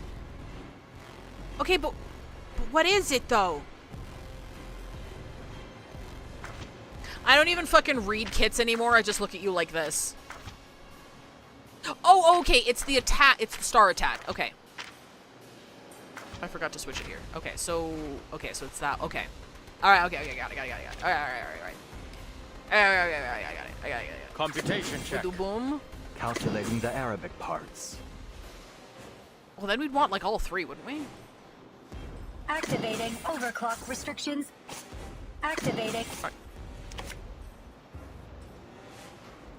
Okay, no, so you don't want to do that first. You want to do buff. We'll do Simulating that. 1, 2, 3. Magnetic field deployed. Oh no, I guess we wouldn't have to do it first because it Decrypt the cosmos. triggers at the end of our turn. Internal capacitors reset. Energy level rising. Immortal U, is P1 gonna be okay for them to age okay? By which I mean, like, I won't need to pull another conduit DPS for, like, a year. Probably not a year. Probably not a year. P1 is fine. Okay, hell yeah. Computation check. I guess we're doing conduit now. Oh, you motherfuckers.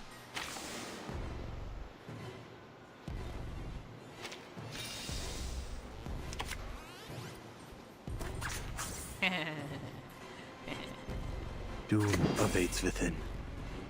Magnetic field deployed. Being cucked. Valid data. Computation check. Hi, Bolarod. What you doing? We're playing Reverse 999. We're doing the... Well, we finished the Atomic Heart collab. So obvious. So we're just doing the mini game that unlocks at the end of the collab. Which I'm very late on. Internal capacitors reset. Target locked. The heart and soul of Conduit is going to be our free 6-star character next time. Oh, absolutely. I think it's more, like, I was thinking more along the lines of, like, work left here to be done. The twins are going to be the main DPS of Conduit, and then we get our super freebie support next patch for sure, right?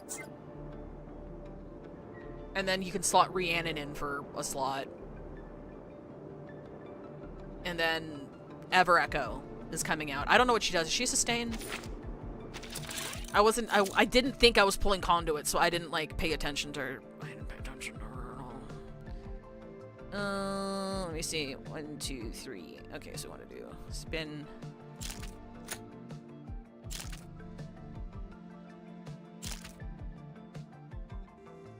No, fuck. This one. There we go. Wait a minute. No. Oh, no. Oh, no.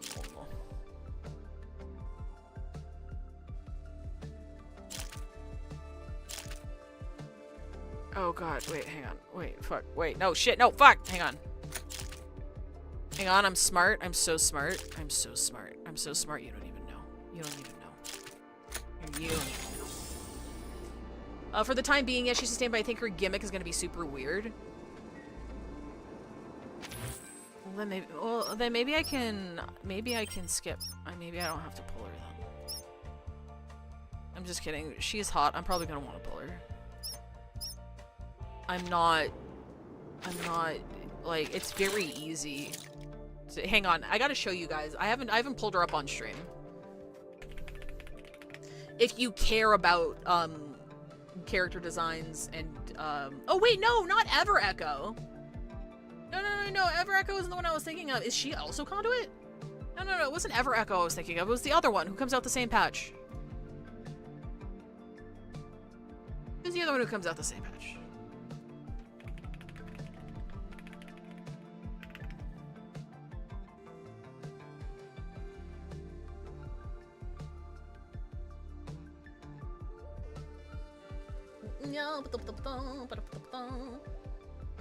Yeah, no, Ever Echo's Instrument.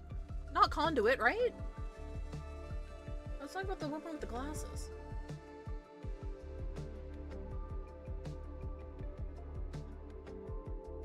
What? Wait.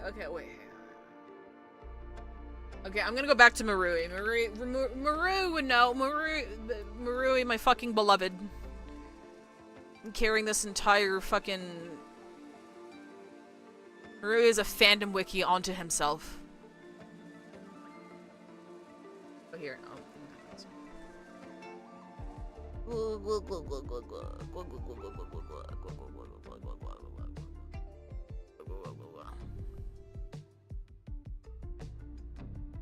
I'm pretty sure they drop they dropped before the collab, didn't they? Oh, Volarod. Oh yes, thank you, Bree. Yes, I am I'm not good at the game though.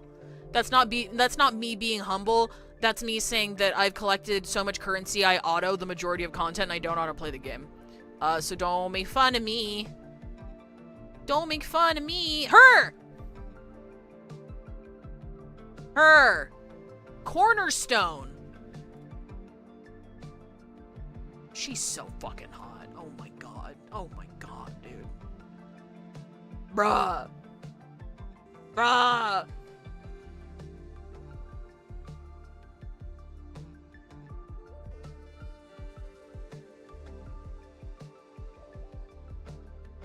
Oh wait, you can't hear.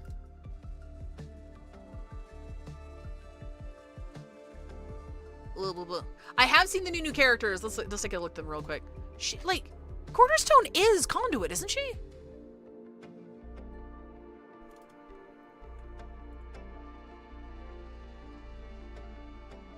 Yes. Look at this fucking website Marui built. Fucking crazy.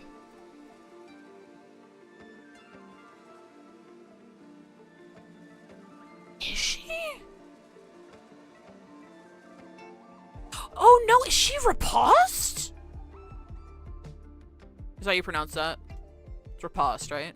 Riposte. I don't know how to read. I can't play the game and I can't read. Which is just saying the same thing twice. Pleasure to finally meet you, Timekeeper. I'm Cornerstone, the Foundation's architect. Ah, straight to the handshake. I like it. So, what do you need doing? I'll get it done. Riposte. Okay, it is riposte. Okay, thank God. Yeah, guys, look at this fucking Enigma skin. They forced him to take a bath. What's his problem? What's his fucking problem? They forced him into a shower and now he's just this skin, right? This skin is basically when you're depressed and washing your hair fixes you. Changing tides, and then you don't want to get out. Uncharted waters. That's what happened to him. Nature leaves behind more questions than answers. That's what happened to his ass. Light bends in ways that may deceive. Look at her. Look at her. Look at her. Oh my fucking god. Wait, hang on. No, wait, hang on. Go back. Look at her. This is Mighty's mom if they weren't a coward. If Hoyoverse wasn't a fucking coward.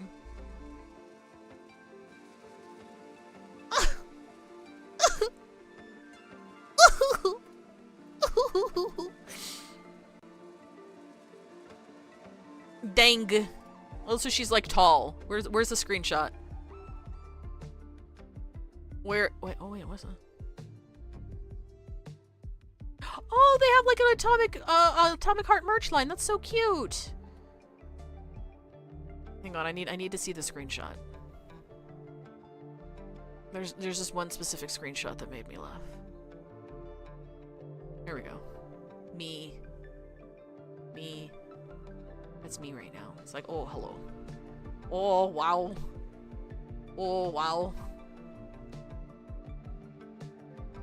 I could have sworn Cornerstone was, I thought Cornerstone was Conduit. Is Repot, like, because I know Jay gets a euphoria that makes him fucking stupid now, which,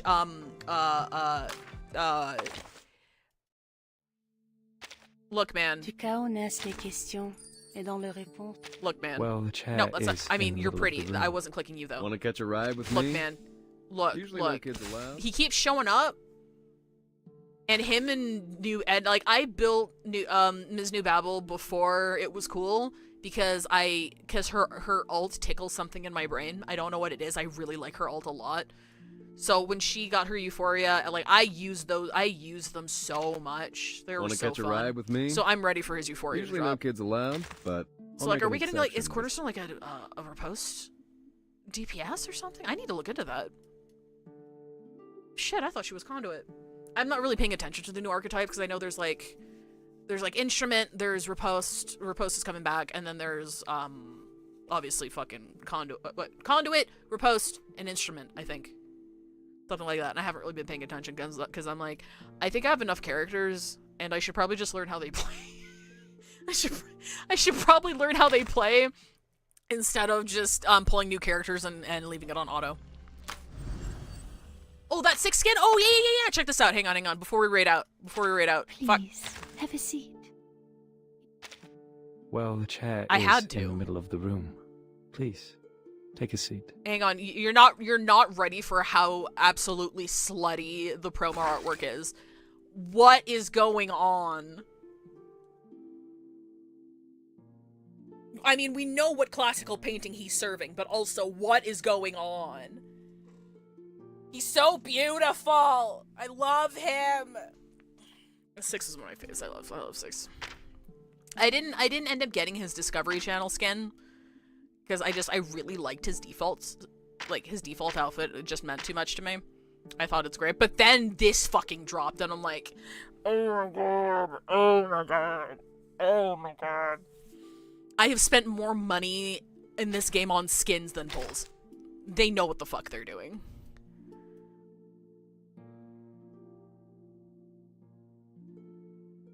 Oh yeah, the noir one. Well, the chair is in the middle of the room. He recorded a couple of voice lines when this one dropped. It was I think this one also came out during Jay's patch. I'm pretty sure.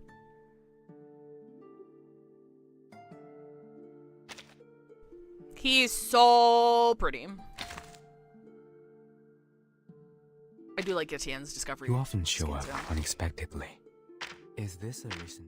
Has your gacha game collaborated with Discovery Channel to raise money for the environment? I don't think so.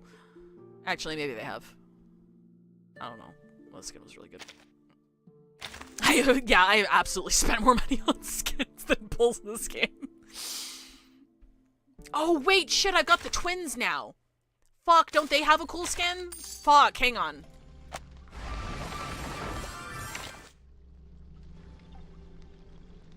Shit.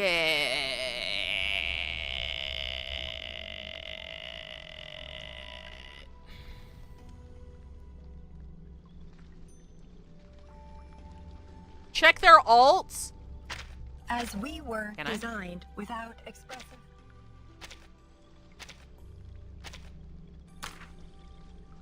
Am I stupid? How do I check their alt from here? It has the Swan Lake tune? Fuck. Well, okay. God damn it. Well, I guess I'm getting that.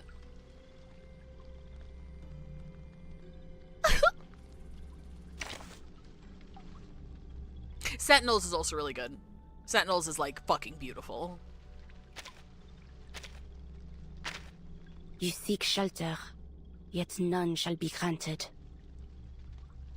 I really like Lucy's as well. I still like her default better, but they really cooked with hers. And of course, fucking Flutter Pages. She works overtime. Her parents are dead. She's still gonna come and knock on your window. Now she can just fly up to it and knock with her hand. That'll be great. Guys.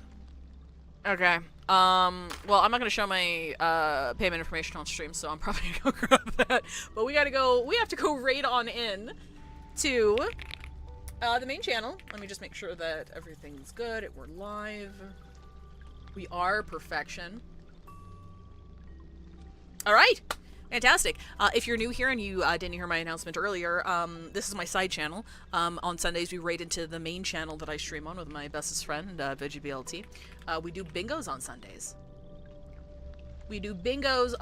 What we do is we play a whole bunch of shitty games, and you win prizes from it.